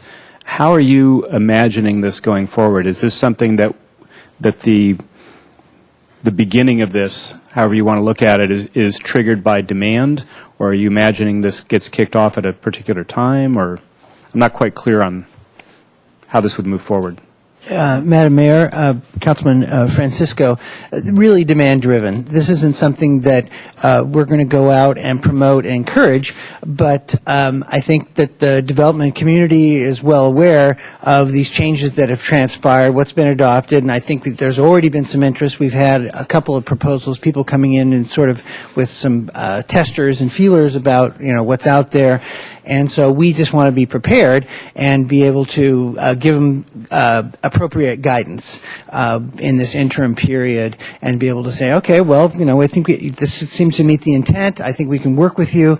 You will need X, Y, and Z modifications, and we suggest that, you present this to either the Planning Commission or the Council and get their feedback and say, yeah, this is kind of what we're looking for, or no, we don't think there's, unit sizes are not quite right, or, the restrictions, whatever, So since the actual ordinance hasn't been developed yet, and for instance, the unit size range hasn't been determined, so the idea would be if a developer came to planning saying, this is the kind of project I want to do, you would work with them based on the ideas that we've been talking about that aren't necessarily nailed down to come up with a proposal, and then that would go to concept review before both the Council and the Planning Commission.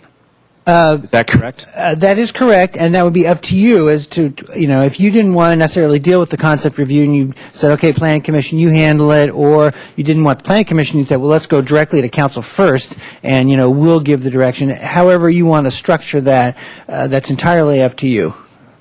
Okay. All right. Thank you. And the idea of this is just in this interim between now and when the ordinance is actually adopted, is that? That is correct. Okay. So hopefully just a year's worth of new projects maybe coming, but maybe not. Okay. Mr. House? 2 years? No. There's an aim for June, July 2013 council adoption. So, yeah. Okay. Thank you. One of the things that I'm mindful about implementation after all the years of discussion that got us to the point where we have this is that I don't want to tweak it too much at this point.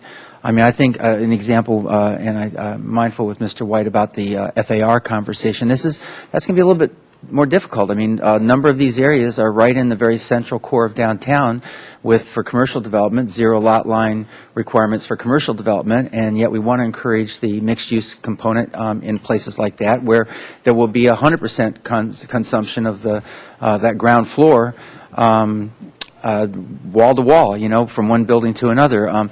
Then again, for livability, one of the nice things about this average unit density is that it will be encouraging smaller units, and there will be a need for air and light and the rest in the structure above. And I think we're going to be able to see some of the FAR desires that you've heard come very naturally from that process. But until we get to the point where we really want to tackle the variety of areas that are covered by this and how FARs might be appropriate tools for use in these different kinds of communities or neighborhoods. I don't know that we want to burden this right now with that level of detail. On the concept review piece, I really like, and also this whole idea of using modifications in the interim. I just want to weigh in and say I think that is the right way to go if we're looking at intent. We're not going out and promoting and driving them in, but we're prepared for somebody who comes forward with a project that really, may be getting ahead of us a little and getting us into that place where we're getting to see some of this already hit before we've even codified it. So I think we want to do that. Underground parking, even though it doesn't usually pencil out for projects like this, if they're willing or can bring that forth, of course, that's the more efficient use of the land, and we would want to just naturally encourage that. But I don't know that we need to change much to get there. So I'm just looking over the mayor's shoulder, and I don't see any other lights lit right now. So I'd like to move that we initiate the amendments to Title 28 of the Santa Barbara Municipal Code related to the implementation of average unit size density incentive program. And you've heard my comments about concept review, and about, that probably would be at the PC level. I don't know that things need to come to the city council every single time somebody comes forward with something. First, that's my motion. This is a comment. My motion is to the staff recommendation. My comment is I really hope that all of staff gets the memo about the concept review and about the idea of appreciating the intent that where somebody comes forward with a project that really seems to be along with the intent of this soon to be constructed ordinance and these amendments. It would be so hard if there's inconsistencies in the way the staff deals over the counter, in DART review, at each of the different levels. It would be so great if the whole staff had a basic understanding that the intent of council is to facilitate those projects that have this intent in mind and can demonstrate it. Anyway, my motion is just the recommendation from the staff. There's a second? Second. Okay. Mr. White? Thank you, Madam Mayor. The two pieces that I discussed of the, Mr. House mentioned, one of them, the underground parking, that just encouraging it or are looking for incentives for that would be one thing I would ask that be, it just kind of get part of the mix of what's considered here, as well as the notion of providing, possibly providing incentives for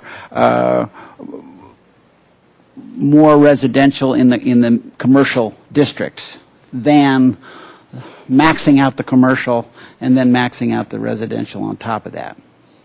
That's not quite English, but it's the idea is where someone steps back from putting their maximum commercial on a piece of property, perhaps there could be some incentives for more residential in those areas. Madam Mayor and Councilman White, just to clarify, Sheila Lodge, I believe her position is for all residential projects. I understand, and I'm just You're softening that as a bit. a takeoff point, and just I think there can be gradations there rather than an all or nothing thing. But just saying, if somebody just comes in with a small amount of commercial, then perhaps they should be able to get a little more square footage of residential rather than maxing out the both uses on a piece of property. Got that. Thank you. I think staff has it. I don't know whether our maker of the motion can, Madam Mayor, tolerate that in the motion. Sure, go ahead, Mr. Okay, House. first of all, the first part, the underground parking, I just sort of thought that went without saying, but I'll be glad to include that. I think we always, it doesn't have to be the criteria, but of course if somebody does come forward with that, that would be something that would be very positive. So we can include that in the motion. The second part, just want to ask Mr. Ledbetter or Ms. Weiss, the design of this average unit density program is really intended to incentivize what Mr. White is talking about. Am I missing something about the program itself? The encouraging residential to be mixed in with the commercial in a downtown setting or in the more densely popular areas of town? Madam Mayor and Councilman House, yes, that absolutely is the intent, is to create a more robust mixed-use areas of our commercial districts. That being said, it doesn't necessarily have to be in the same unit, in the same building, I mean. Sure, it can be in it's horizontal and vertical mixed use. Exactly.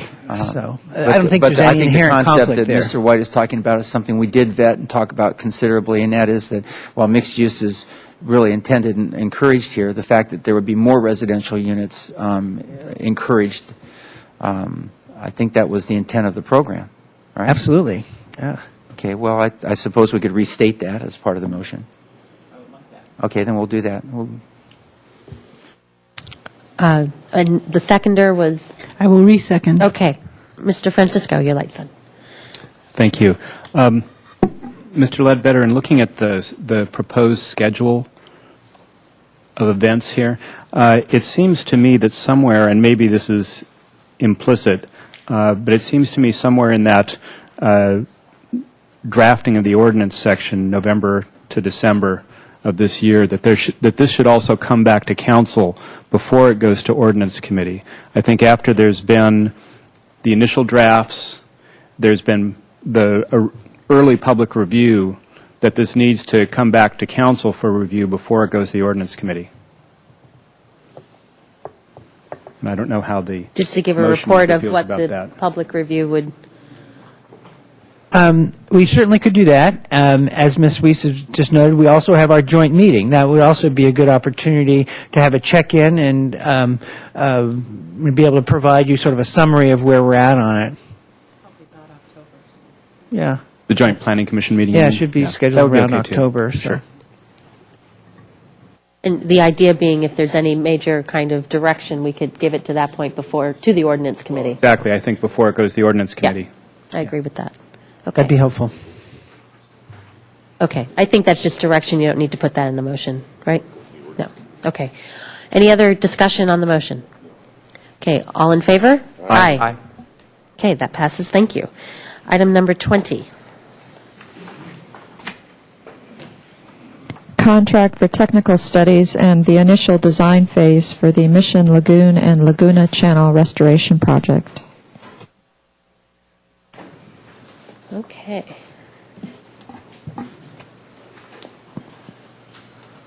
Mr. Benson?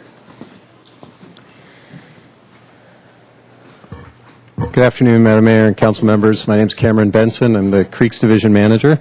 I am here today to introduce the Mission Lagoon and Laguna Channel Restoration Project. This is a new city project. It's rather complex, and it actually involves 3 city departments working together. We have the Parks and Recreation Department, the Waterfront Department, and the Public Works Department. George Thompson, who is a Creeks Restoration Planner for the Parks and Recreation Department, will be giving the presentation, and I expect we will have some other members of our team available for questions. Also, this afternoon we'll have Brian DeMore, from Supervising Engineer from Public Works Engineering, and I also expect we will have Carl Treiberg, who is the Waterfront Facilities Manager, here as well. So with that, I'll turn it over to George Thompson. Thank you very much, Cameron. Good afternoon, Madam Mayor, members of the council. I'm here to present the Mission Lagoon and Laguna Channel project and describe basically what we're proposing to do, the specific project areas, and the process that we've gone through so far, and the process if the contract is authorized going forward. I thought I'd start by orienting everybody with the different project areas. And we mentioned the Mission Lagoon and Laguna Channel, but this project really encompasses 3 different project areas. And so we think of it as 3 separate projects, but we're trying to capitalize on the planning effort here to combine them all into one. And I'll explain in a minute why we're doing that. The first area is the Mission Lagoon, and this is really the area south of Cabrillo Boulevard on the beach. This is where Mission Creek and Laguna Channel both outlet to the beach and into the Pacific Ocean. At certain times of the year, it's closed to the ocean, so it forms a closed lagoon. It's a natural process, but I'll describe some management actions that the city takes to change that process in various ways. The Laguna Channel is to the east. This is a remnant of a large historic estuary that dominated the eastern portion of Santa Barbara before it was developed. So mostly pre-1925. There's a historic map in your packet that you can reference. Today, it has limited habitat value. There is some riparian vegetation, but it serves primarily as a flood control facility for the Public Works Department. The third portion of the project that we're addressing is Mission Creek at the Railroad Depot Channel. And this is a diversion of Mission Creek. We're not sure when exactly it was constructed, but I'll describe in more detail each of these areas and highlight what we're proposing the consultant to do. Now, the reason that we're looking at all of these different areas as one project is because they are connected by Mission Creek and Laguna Channel. We can't just look at Mission Lagoon and expect to come up with the solution if we don't look up at the Sandstone Channel and Laguna Channel. It's really a connected process and a connected environment. Let me go into a little bit more detail about Mission Lagoon. I'm sure all of you have seen it before. At certain times of the year, it looks good. At certain times of the year, it doesn't look good.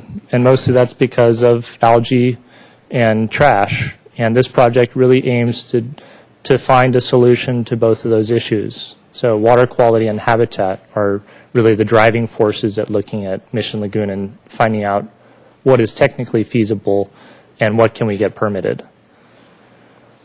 Now we're looking at both the habitat along the beachways, so those sand dunes that are there that are currently covered by non-native ice plant. We're going to have the consultant look at what options there are to replace that ice plant with native California dune vegetation.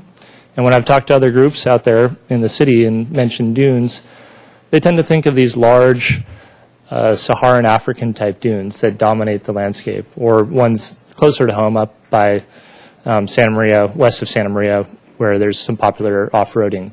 We're not talking about those types of dunes. It's basically the same elevation that's out there now, just a different plant layer on top. That's the upland habitat. There's also a wetland habitat component, and that's where it gets a little bit more tricky, where we really need to find a solution to improve habitat for the several endangered species that are there. And really what we're focused on there is, one, what types of wetland plants would survive in that really dynamic environment where they're getting high salinity concentrations during the summer, and then getting more freshwater, low salinity concentrations during the winter when we have those high storm flows out of the creeks. So finding those plants that can survive in both habitats. Connected to the habitat issue is the water quality, and we've got steelhead there migrating through Mission Creek. They spend a significant portion of their life in the lagoon area and the estuary before they move out into the Pacific Ocean. It's pretty much where their morphology and their body type changes so they can accommodate those saline conditions in the ocean. Now, when water quality gets bad in the lagoon, when we have lots of algae, oxygen tends to go down. And so those are one of the real key indicators that we have for water quality is oxygen content. So we want to find some management techniques to increase the oxygen content. It might be through mechanical means of aeration or increasing tidal flow. We're not sure really what the answer is going to be, but that's why we want the consultant to look at all of the different options on the table and come up with a master plan for it. This picture in the lower right is of the harbor dredge pipe, and I'll go into more detail about why that pipe is there and the purpose of it, but one of the things that we want the consultant to look at is, can we make that dredge pipe go away? Can we put it underground? Can we attach it to a bridge that is already on site or a new bridge that's currently working its way through the city planning process? We don't know yet what the constraints are, but everybody that we've talked to has indicated that would be great if we could do it. It's an eyesore. Let's get it out of the waterfront area.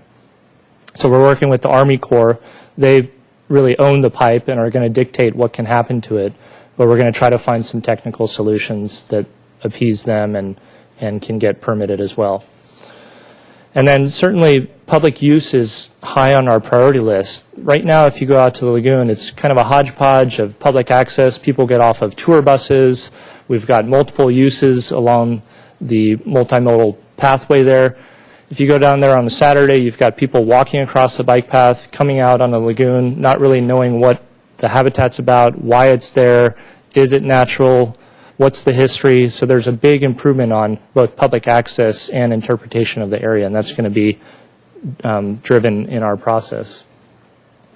If you go further east on Mission Lagoon, you get to Laguna Channel, and really the dominant features here are the tide gates, which are down here at the lower portion of the photo. This restricts movement of the ocean and Mission Lagoon up into the channel. Remember, it used to be a historic estuary, so it's at a very low elevation compared to the Pacific Ocean. In large storm events, the ocean breaches the beach berm and tends to, with storm surge, flood up into the channel, and that's what these tide gates do. It restricts that from happening so that the pump station can operate effectively. And the pump station basically moves water that's flowing down off of the east side into Laguna Channel, sucks it up. There are 2 pumps in this building, and pumps it out around the tide gate via this concrete channel. People go down there and they're baffled at what that whole situation is and why it looks the way it does. So one of the main elements of the Laguna Channel portion is looking at the flood control function. Is that the best and ultimate solution for this section of Laguna Channel? Or is there perhaps a better answer that could improve habitat and water quality as well? Also on Laguna Channel, we have the Arts and Crafts Center. The Parks and Rec Department operates some small ceramic classes out of there. It's built right on top of the channel, basically in the channel. The building is in danger of falling in, and so we're having some technical analysis, some structural analysis of the structure itself and the foundation to determine what shape it's in. I also included the Chase Palm Park Center in here to indicate what that building is and to note that we're not proposing any changes for that building. Here's a shot of Laguna Channel from the ground. This is looking up towards the mountains. Here in the center are the intakes for those pumps. If you open up those doors, you'll see those 2 big pumps. You can see the bottom of the channel is primarily concrete. Upstream, there's a good riparian canopy, which we hope to enhance with some native plantings in the understory and some wetland vegetation here. But really, the whole area could use another looking at and determine if there are better options for it. Now let's jump up to the third project area, really the third component of the project. To orient you, this is the railroad depot here. Here's 101 and Chapala-Yananali Bridge. There is a diversion for Mission Creek right here. And this is really the section that we're going to look at. If you jump to the ground, this is the existing channel. It's got sandstone walls. We're not proposing to change those. There's a historic value to those that's been documented. So really what we're looking at is the concrete bottom of the channel and figuring out, is there a way to improve water quality? And the reason we're talking about water quality here is because with that concrete bottom, the temperature really gets increased by the sun during the summer. And with those higher temperatures, we get decreased water quality in the lagoon. And so we're really going to look at, is there a way to decrease water quality? It might be a design like we're doing up on the Caltrans fish passage channels, where we've got a low flow channel within the channel so that the water depth is deeper and stays cooler for longer. Or if it's technically feasible, tearing out that concrete and doing a natural bottom, earthen bottom, but making sure that we aren't raising the flood elevations. So that's also part of the scope of work, is going through that technical analysis to see what the options are here. Now, there are a lot of other city projects that are either already in place or are being planned or are under construction right now. And I'll start with the harbor dredging plan. It's the waterfront sediment management plan. It's basically a project with the Army Corps and the waterfront department where they need to clear this channel so that the harbor is usable. They pump sand, dredge it out, pump it past the lagoon and down to East Beach. You saw that, the dredge pipe there.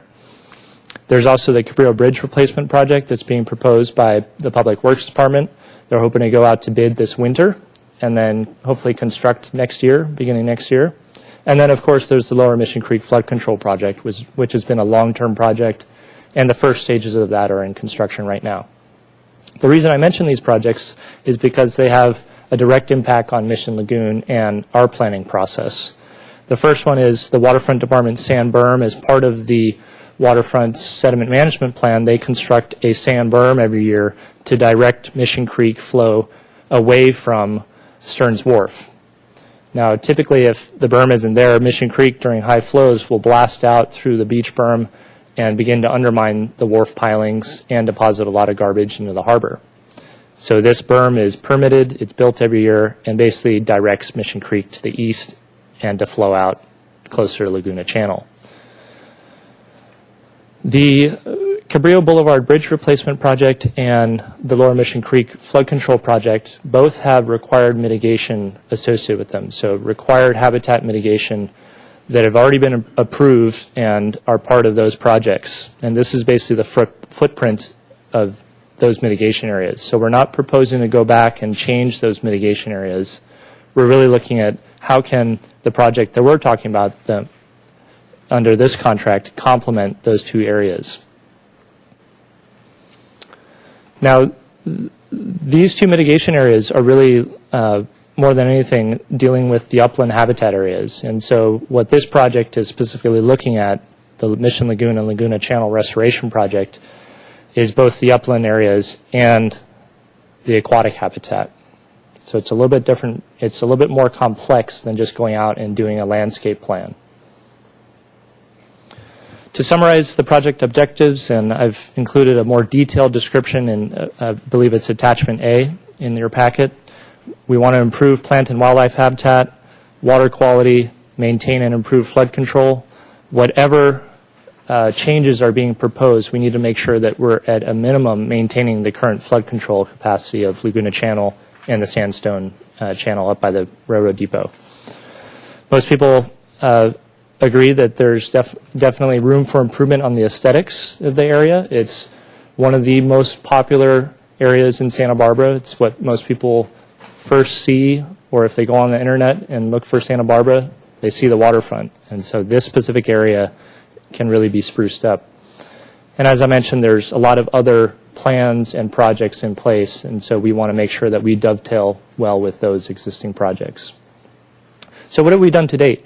Over the last 18 months or so, we've really been focused on project scoping, so narrowing down the different project areas and then going out to different interest groups, whether it be the Chamber of Commerce or the Hotel and Lodging Association or the environmental groups, and meeting with them individually and asking them what is important about this area, what would you like to see, and then taking that and putting it into our request for proposals. So we released that last fall. I contacted over 200 firms throughout the nation. We had a site visit at Mission Lagoon. About 30 different firms showed up. And then we had 6 firms submit proposals for this project. It's a really specialized type of work where you're dealing with coastal lagoon habitats, so there's not a whole lot of different firms out there that deal with coastal engineering. But we chose 3 of those 6 submittals to interview. So we interviewed those teams of consultants and chose the top team, which is ESA PWA. It's a firm that's representing 7 total firms, and I'll talk about how each of those firms gets divvied up in terms of their workload. And then the past 3 months, we've been working on the scope of work, what the consultant is actually going to be doing, and then negotiating down their fee. And let me just step back and explain. We can't select the firm that submits the lowest price because this is a design contract. For a construction contract, you can say, yes, we know exactly what it is you're going to build. These are the plans and specifications. Give us a cost for it. For this, we're really looking for the firm that has the most experience that can design the best project over time. And then we negotiate a price with them. So these are all the various technical studies, and we basically have divided up the project, this first design phase, into the first phase, which is getting all of the data on the table and seeing what the constraints and opportunities of these 3 sites are. Once you do that, then you can start to design a project that will work within those various constraints. And some of those constraints might be legal, such as what is actually going to get permitted by the 7 different agencies that regulate this area. What is not going to get washed away by the Pacific Ocean in big storms? How high are those sea surges going to come? How high does Mission Creek flow on big storm events through the Mission Lagoon and through that sandstone channel? So all these various technical elements need to be sussed out before we can move into the initial design phase. So really, the consultant is taking those technical studies. We're going to have a big public input session right as we kick this off. So go out to those interest groups again and make sure that we're hitting all of their important elements that they want to see out of this plan. The consultant is going to develop that concept plan and then run it through a feasibility analysis. So this is separate from the technical analysis that they're doing at the beginning of the project. They've basically got a concept plan in place, and then they're going to run it through the ringer again so that whatever we're proposing doesn't increase flood elevations or cause other unintended consequences. And so when we have the consultant come back to us eventually, we want them to have both the engineered type set of drawings as well as the architectural rendering. So when we do these big public meetings and go out to the community, people have a vision of what it's going to look like. It isn't a 2-dimensional engineered drawing and we're talking gibberish to folks that don't understand engineering plans. We really want to make sure that we've got the same language going across different skill sets. So there's that big public review of the initial design worked into the contract phase as well and the timeline. This is the overall consultant team. I won't go into excruciating detail about each of their different expertise, but let me just say that ESA PWA is the principal consultant. They're very experienced in this type of work. They deal primarily with those coastal lagoons that are in high use areas that have various objective-driven goals.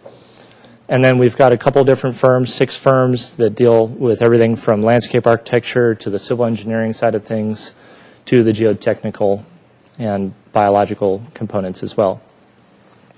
This is the total overall contract amount for this phase. Technical studies are $310,000, conceptual design $243,000, and then non-labor expenses $16,000 for a total of $569,000.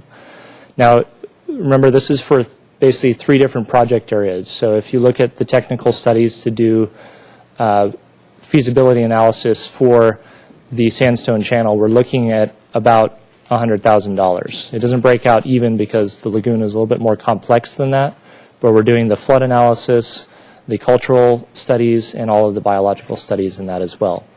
The conceptual design, again, $243,000.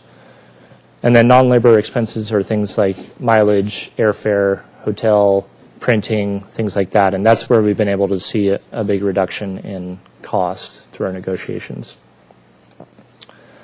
This project has been budgeted over the last fiscal year, this fiscal year, in Measure B capital program. So we've got money set aside to do this. But at the same time, I'll be applying for any grants that are available, both design grants as well as looking down the line at possible construction grants. But again, we'll come back before then. I do want to say that this project is really fundable from a granting agency because there are multiple objectives. It's in a high visibility area, so a lot of agencies really like to see their money put towards where a lot of other people will see their money. So I have high hopes, but in the current economic situation, I want to temper that with we're not seeing a lot of grants come up, but the ones that do become available, I'll certainly go for them. The estimated timeline, we're looking at, with council's approval, hiring the design engineer this month, kicking them off with their work. The technical studies will take about 12 months, and then initial design phase, the conceptual design, will take 6 to 8 months. Soon after that, we'll have the public review process, and during that whole time, I'll be applying for grant applications. If we come back with a good design, we'll go forward with final design and come back to the council to authorize that and go through another public review process for that. That concludes my presentation. I'd be happy to answer any questions. And for those members of the public that are watching, please contact me, email or phone about this project. Thank you. Thank you. Ms. Murillo. Thank you, Madam Mayor. First of all, I think I'm confused because I knew of a George in Creeks with long blonde hair. Is he still there? That's somebody else. Madam Mayor and Just alter Councilmember ego. Murillo, No, I'm just kidding. there is a George Johnson Johnson. Okay. who is my supervisor. We share the same office, and he's still there. It creates some great confusion, especially when he's on the phone with people and they don't realize there's another George in the office, and he asks me a question. They think he's talking to himself. But Well, it's nice to meet you. Thank you. Second, I'd like a tour, if I can. Mr. Benson and I talked about that a long time ago. I'm curious just to be on foot and look at all this stuff. If you can make time for me, I'd be grateful. I'd like to initiate calling it Laguna Creek. Mr. Benson, is it a creek, really? I mean, what's upstream? Or, I'm sorry, Mr. Thompson. Madam Mayor and Councilmember Murillo, it is a remnant of a historic estuary. Right.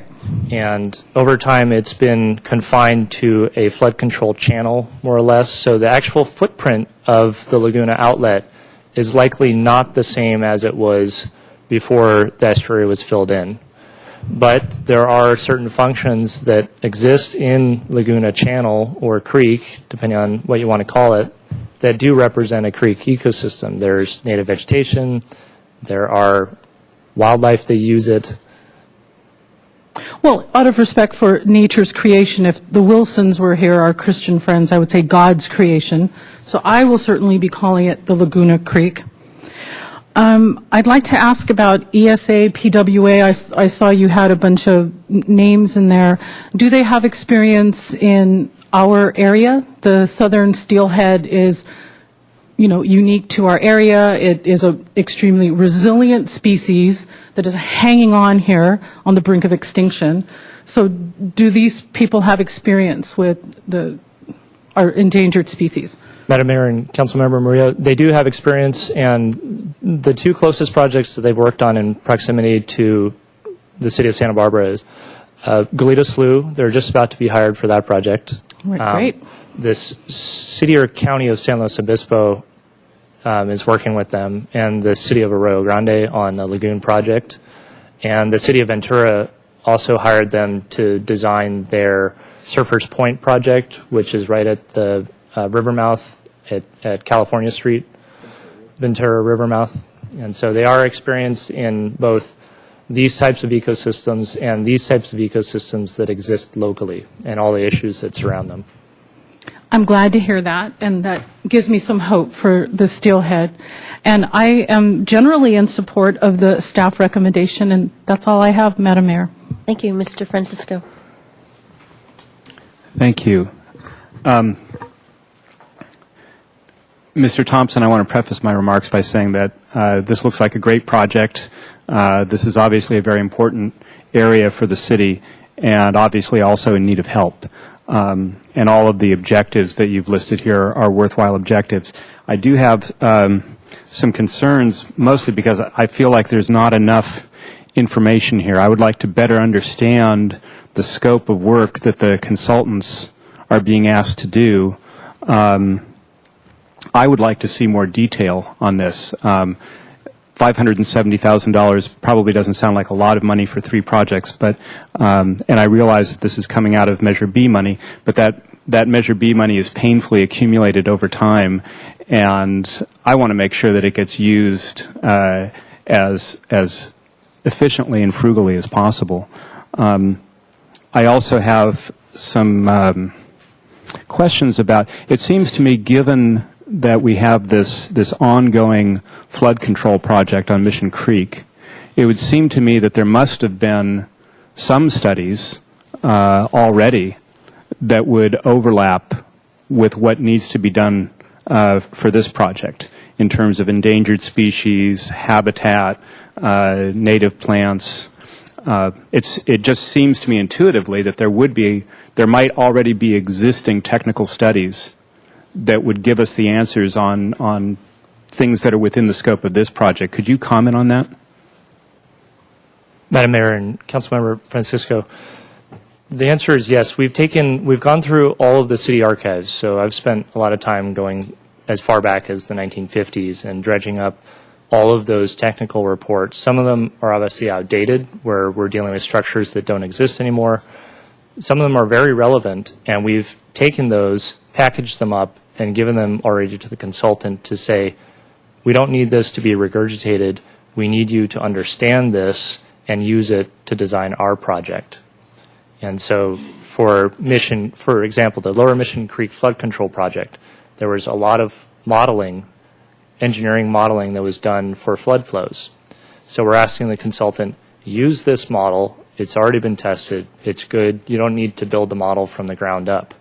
But what you do need to do is whatever we propose on Laguna Channel or the Sandstone Railroad Depot Channel, whatever proposals we have for that under this project, we need to run those changes through the model again. And so a significant amount of money is spent on modeling the changes that we're proposing, not modeling the existing system. Mm-hmm. The other part of the equation is those projects haven't looked at the lagoon in detail. And so it's kind of the last remaining area in this section of the waterfront that hasn't really been studied. Sure, there's the endangered species issues that have been studied, and we're not asking the consultant to redo the Tidewater Gobi plan because there already is one. We're saying, take this and use it, make some recommendations that can better enhance the Gobi habitat. So there aren't that level of detailed prescriptions in any of those plans for the lagoon area. It's really been focused on the areas upstream of Cabrillo. Mm-hmm. Okay, thank you. Mr. Hotchkiss? Thank you, Madam Mayor. Bunch of questions. Is the lagoon going to be bigger, do you foresee, than it is now? Madam Mayor and Councilmember Hotchkiss, I don't know if it will be bigger. And part of the answer is understanding what the lagoon is. It's water on sand.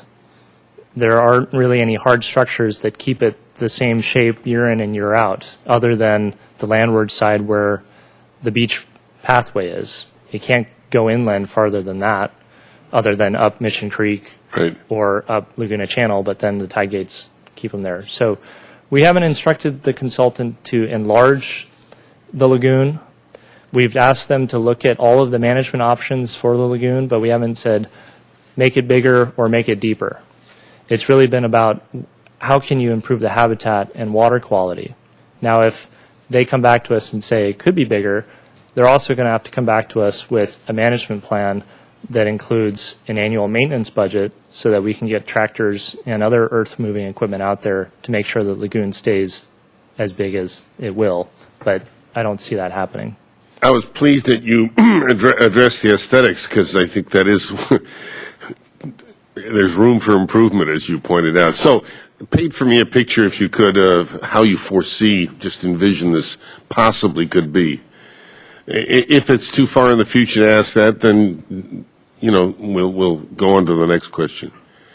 Madam Mayor and Councilmember Hotchkiss, it is a little bit too far in the future, and what we're doing is trying to lay out the process so that we've got public input and a technical study backing to come up with a plan for that area. Could this become a really beautiful garden area, if I can put it that way? I mean, garden is a strange word, but ponds can be fabulous. Madam Mayor and Councilmember Hotchkiss, I think that it's safe to say that it will continue to be a dynamic area. I don't think that it's correct to have a certain vision in your head that there are going to be one set of plans for this area. Now, what we're trying to do is come up with a plan that's dynamic and that can adjust to the forces of nature. But a big element is going to be public access, making sure that the area is weeded when we do restoration. For example, the Arroyo Burro Estuary Project is a project that the Creeks Division has done. If you are not familiar with that project, I urge you to go. It's at the base of Las Positas and Cliff Drive. I know. It is a dynamic project, and it's beautiful. People love it. People use it. But I don't expect to transfer that type of habitat over to Mission Lagoon because they're very different. This one is much closer to the water. It's a lot more melded by the forces of Mission Creek and the Pacific Ocean. And it will be subject to natural opening to the ocean periodically whenever it rains a lot, right? Madam Mayor and Councilmember Hotchkiss, that is something that I don't foresee us changing. Yes. Yeah, no, I think we're not allowed to, in fact, are we? Only under emergency permit. Sorry? Only under emergency permit. I see, okay. Right. And I think you answered this question, but the berms that you're proposing, the sand dunes, whatever you call, that's not going to block any view of the ocean from the pedestrian walkways there. Madam Mayor and Councilmember Hotchkiss, no. My goal is to keep the existing elevation on those dunes as is. Thank you very much. Thank you. Mr. White? Thank you, Madam Mayor. You mentioned the Mission Creek diversion up by the railroad station. And I'm remembering back that there was at one point there were two pathways to the ocean in that area. Is that right for Mission Creek? Could you show that to us again, or if you have it? Madam Mayor and Councilmember White, let me go back to that slide and I will fill in the details.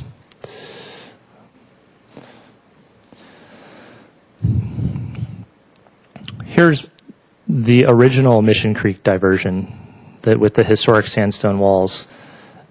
County Flood Control and Public Works Department and the Army Corps are doing another diversion for the big large storm events, and they've already completed a portion of it, and it's 2 6-foot by 10-foot culverts side by side that connect from Mission Creek above 101, more or less go underneath the parking lot, underneath the railroad tracks, and then come out down below the Chapala-Yananali Bridge.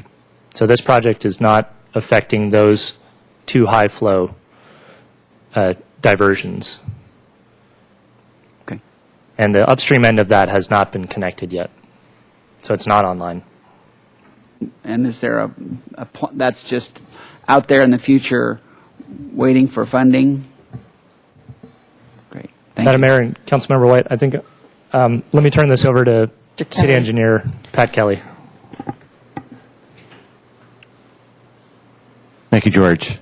Madam Mayor and Councilmember White, yes, we are making progress on that, however. In fact, the County Flood Control District has announced that they are now going to be funding the culvert through the railroad depot.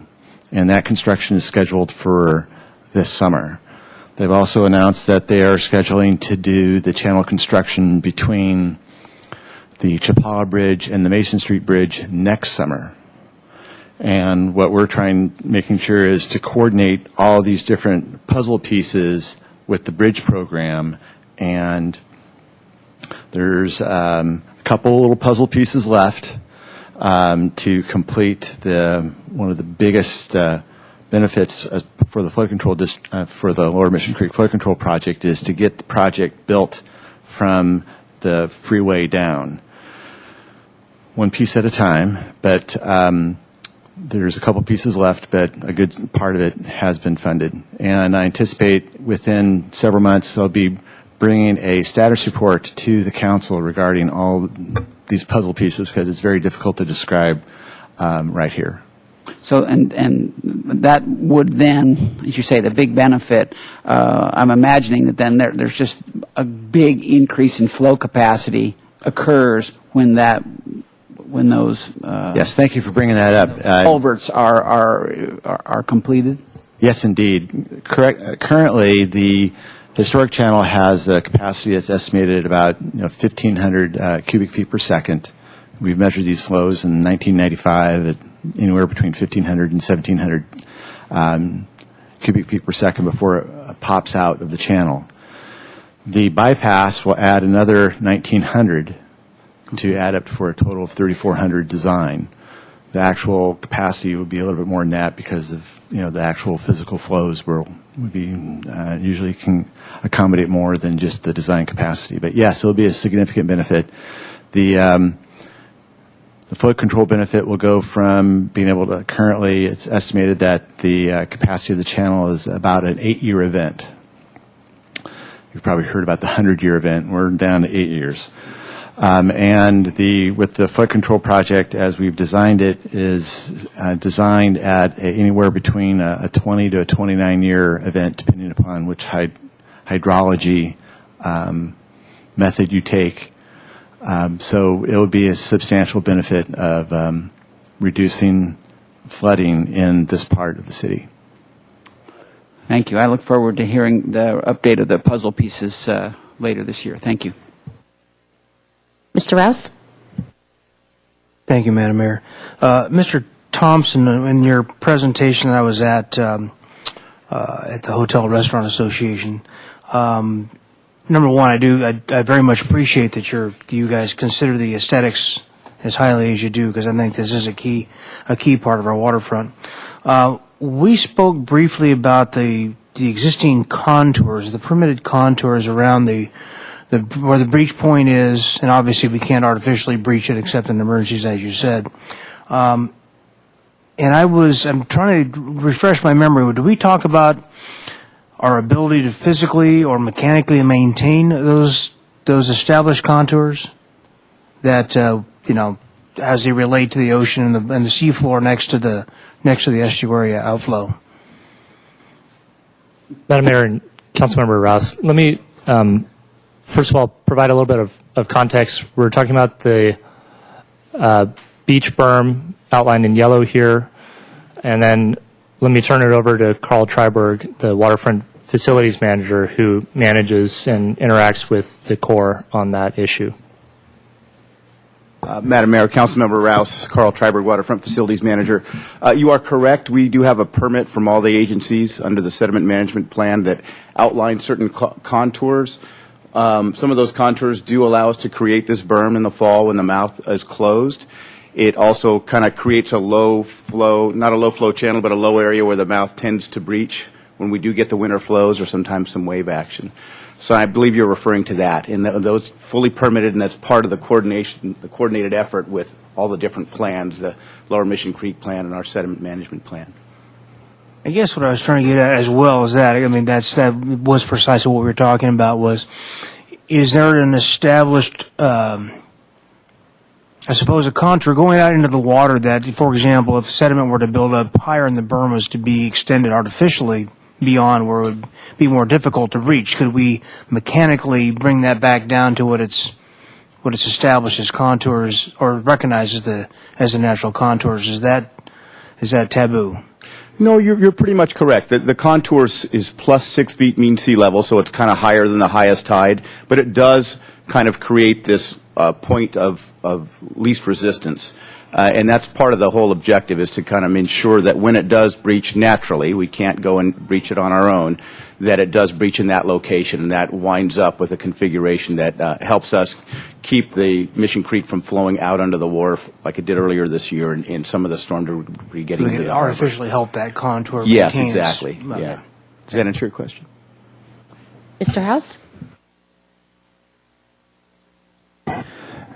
It's a good chance to be able to ask a couple questions here. I'm also glad to hear when you talk about the endangered species. You mentioned the goby. I know there's that T-shirt that was. Is there a goby in your future? It's been, we need to be always mindful of these things, and plovers and all the rest. And I guess maybe just to ask sort of a naive question here. The fact that the lagoon has become so kind of fetid, and it has a odor, and it seems pretty gross, during a big part of the year. And for people who are in that area, it's it looks kind of sad and pretty messed up with the debris that comes down the creek and just gets stuck in there for the biggest part of the year, for a big part of the year. And then, of course, all that flushes out to the ocean at some point. This last 2 seasons, it appears that the lagoon began to reestablish itself on the ocean side of Cabrillo, kind of like in the old maps from 1850s and earlier. The first drawings showed the connection between Laguna Creek and Mission Creek on the beach. And for the first time since, I don't think I remember seeing it quite that well established as a lagoon on the beach side of Cabrillo before for a number of years. I mean, and it appeared to me that by the lagoon becoming larger and extending out onto the beach and being there for a long time, that there was vegetation that came out, just naturally seemed to begin to sprout up all around and in it. The shorebirds were using it quite a bit. And I was wondering if that particular morphing, if you will, of the lagoon into having a larger capacity could offer maybe a refreshment, if you will, a more healthy environment than when it's constrained above Cabrillo and it's just in that smaller area between the hotel and California Hotel and all. Is that something that's been looked at, and is it sort of encouraged by our recent use of the berm that we're allowed to construct? I mean, could you talk to us a little bit about that? I mean, it appeared to be like a broader, bigger, healthier, more aerated possible environment there, but maybe I'm mistaken. Madam Mayor, Councilmember House, once again, this kind of falls into the waterfront's purview. The goal of the sediment management plan and the berm is to help the 2 lagoons merge into one and create a larger lagoon. It was something that was recommended through the Tidewater Goby management plan that was done as part of the Lower Mission Creek project that was previously kind of the core project, and that Public Works and the Flood Control District has taken over. I'm glad to hear that you've observed that, because that is one of the objectives as far as helping that species out in and of itself, and also helping out the waterfront and that shoreline area by sort of diverting and encouraging the flows out in that direction. So that is one of the objectives, and I think it's going to be continued as part of the analysis and the restoration plan, is to kind of maintain at least that footprint of the lagoon, hopefully. That's one of those win-win-win kind of things. I mean, in the sense that, I'm down there very frequently early in the morning, and it seemed to be a healthier environment. And I just wonder, and I know that the oxygen in the water, when it gets depleted by the algae, it really can make it really gross. I mean, from a aesthetic perspective, but, maybe even from a public health kind of issue. And so how does public health work into this equation? We've talked about a lot of other things, but we haven't talked so much about public health. This is one of the places, especially when the lagoon is getting better established on the ocean side of Cabrillo, where you really have an interface, where when it's above the bridge, you don't have so much of an interface with the public, just you're up above it. But how does public health work into this equation? Madam Mayor, Councilmember House, public health is always a huge component of what we're looking at with a water quality analysis. We have urban runoff coming into Mission Creek and down into the lagoon area. We have visitors down on the beach who are walking the beach and who are also swimming in the ocean there. So there's a couple of different factors. One is, what we're testing when we're looking at beach sampling. We're sampling water for indicator bacteria in the nearshore area at the mouth of the lagoon. What we found over 12 years of collecting water quality data in that area is when the mouth of the lagoon is breached, we're 4 times more likely to have a beach warning in that location because we had high indicator bacteria levels coming out of the creek. That doesn't necessarily correlate to pathogens in the water and a public health threat. You have high indicator bacteria levels, but not necessarily pathogens. But one of the reasons, or one of our theories on why when the lagoon mouth is closed, why our numbers are lower, is there is actually water transfer from the creek into the ocean and vice versa.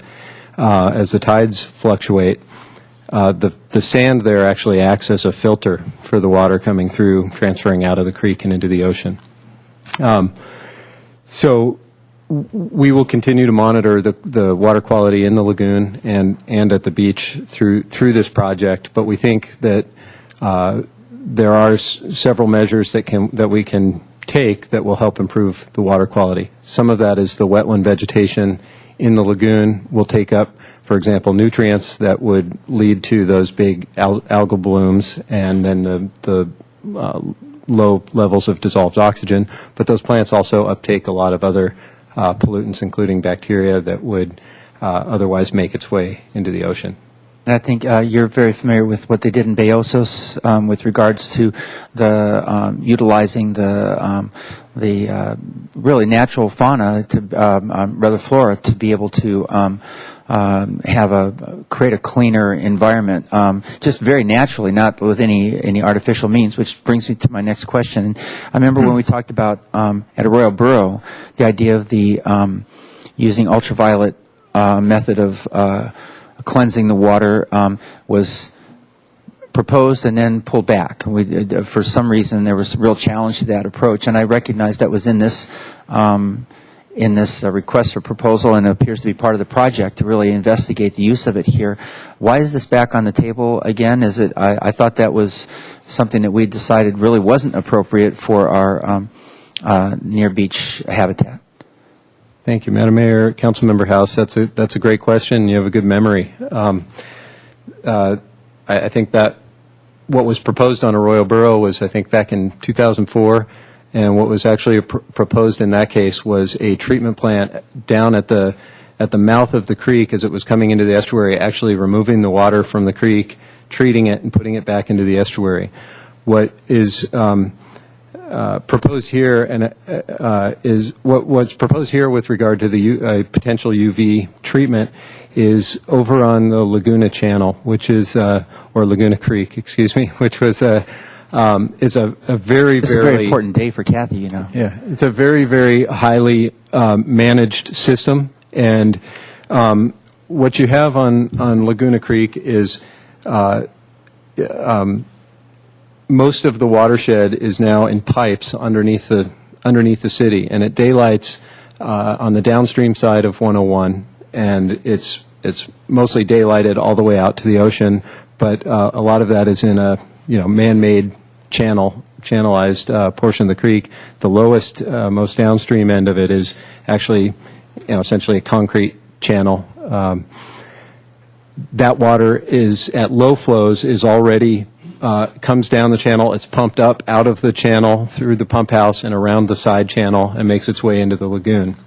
So what we were looking at in those cases where we had really consistent and persistent and difficult to locate sources of pollutants getting in was using essentially what was a highly managed system, and instead of just pumping the polluted water around and into the lagoon, we would treat it before it got into the lagoon.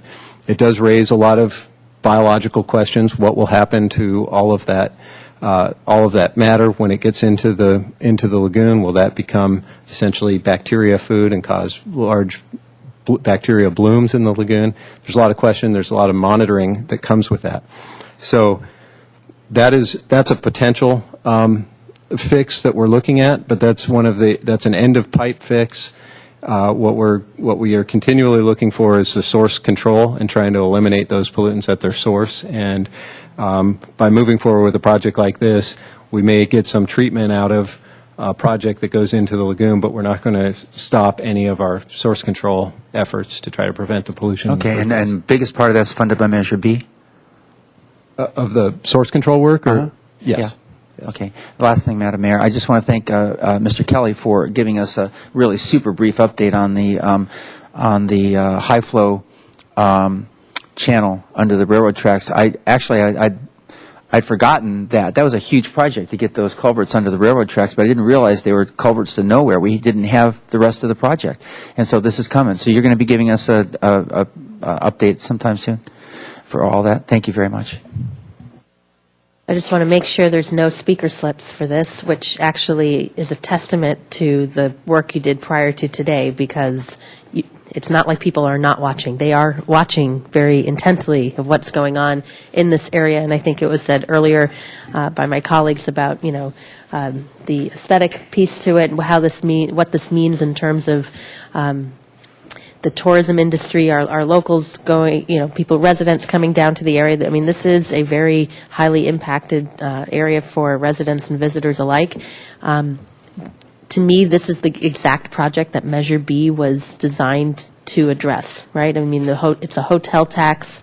The hoteliers in this area in particular were interested in it. They supported it because they looked at clean beaches and creeks, and here's something right there, right on their front doorstep that's going to be funded by this funding source, with hopefully a lot of other grant resources coming in, and I know you're going to work on that. So I do see, and I didn't see in the list of the team, looking at potential educational opportunities here as part of the design of it.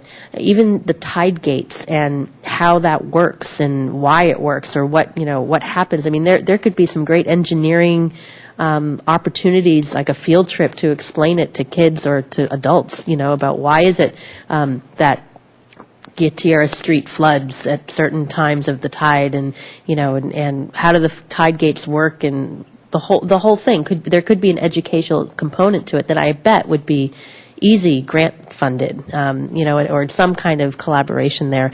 Same with the native flora and fauna, the endangered species that are there, the whole issue about a lagoon, two creeks diverging, coming together. I mean, there just seems to be a lot of potential education opportunities that could then also be used as a draw for visitors and residents, as opposed to a place where you tend to avoid. And so I would try to see if that's could be a component in looking at the big picture here, because it should be a functional project, a beautiful project, but maybe also an educational one that can lead to a great economic impact back to the city as well. So that, I think, is very exciting to see. The permitting must be a nightmare going through this. The Coastal Commission, obviously, you're going to have to go through, and I imagine the Army Corps of Engineers are going to need permitting for at least the 7 Army Corps of Engineers. 7 agencies, okay. And if you haven't discussed or given R.J. Lyerly, our representative, our lobbyist in Washington, D.C., information yet, it might be worth briefing her on this project, because she interacts with the headquarters and Army Corps of Engineers all the time.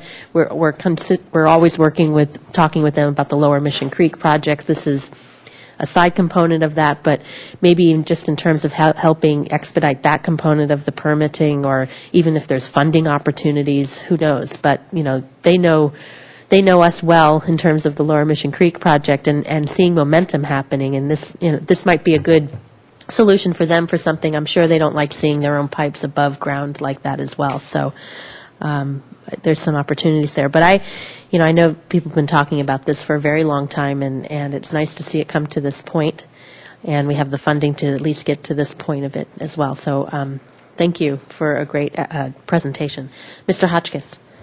Time for a motion, Madam Mayor? Yes, please. I move that, A, we authorize Parks and Rec Director to execute a professional services agreement in the amount of $569,737 with a sort of 10% overage as in B. Hope I get a second. Your second.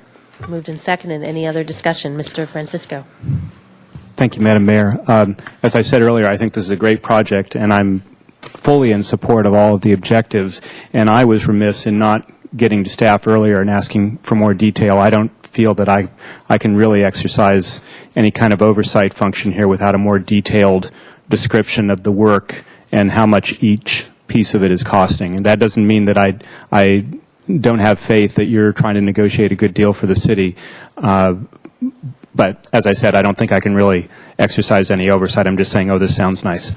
And that's why I can't vote for this motion. Are you going to abstain then? I mean, you could do that too. I could. Okay. Well, I'll leave it up to And you. Madam Mayor, we will provide the full council a more detailed scope of work, which we have. So even after you vote on this, we'll provide that to you.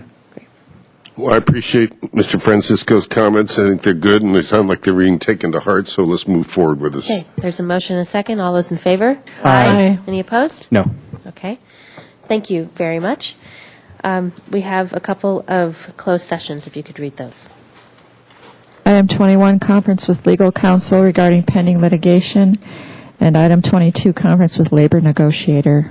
Thank you. And we will not have anything to report out from closed session, so we'll adjourn from there. But I'd like to adjourn in memory of former City Council member Babatunde Foleyemi. It's actually our first meeting since he passed away in late March. He was a council member here from January 2002 till January 2004, very much involved in city activities, especially as they related to members of our youth, and there's a memorial for him this Saturday, the 14th, at 1 p.m. at First Methodist Church on Anapamu and Garden Street, and we just want to say to his family that he's already sorely missed, and I'd like to adjourn in his memory. Thank you.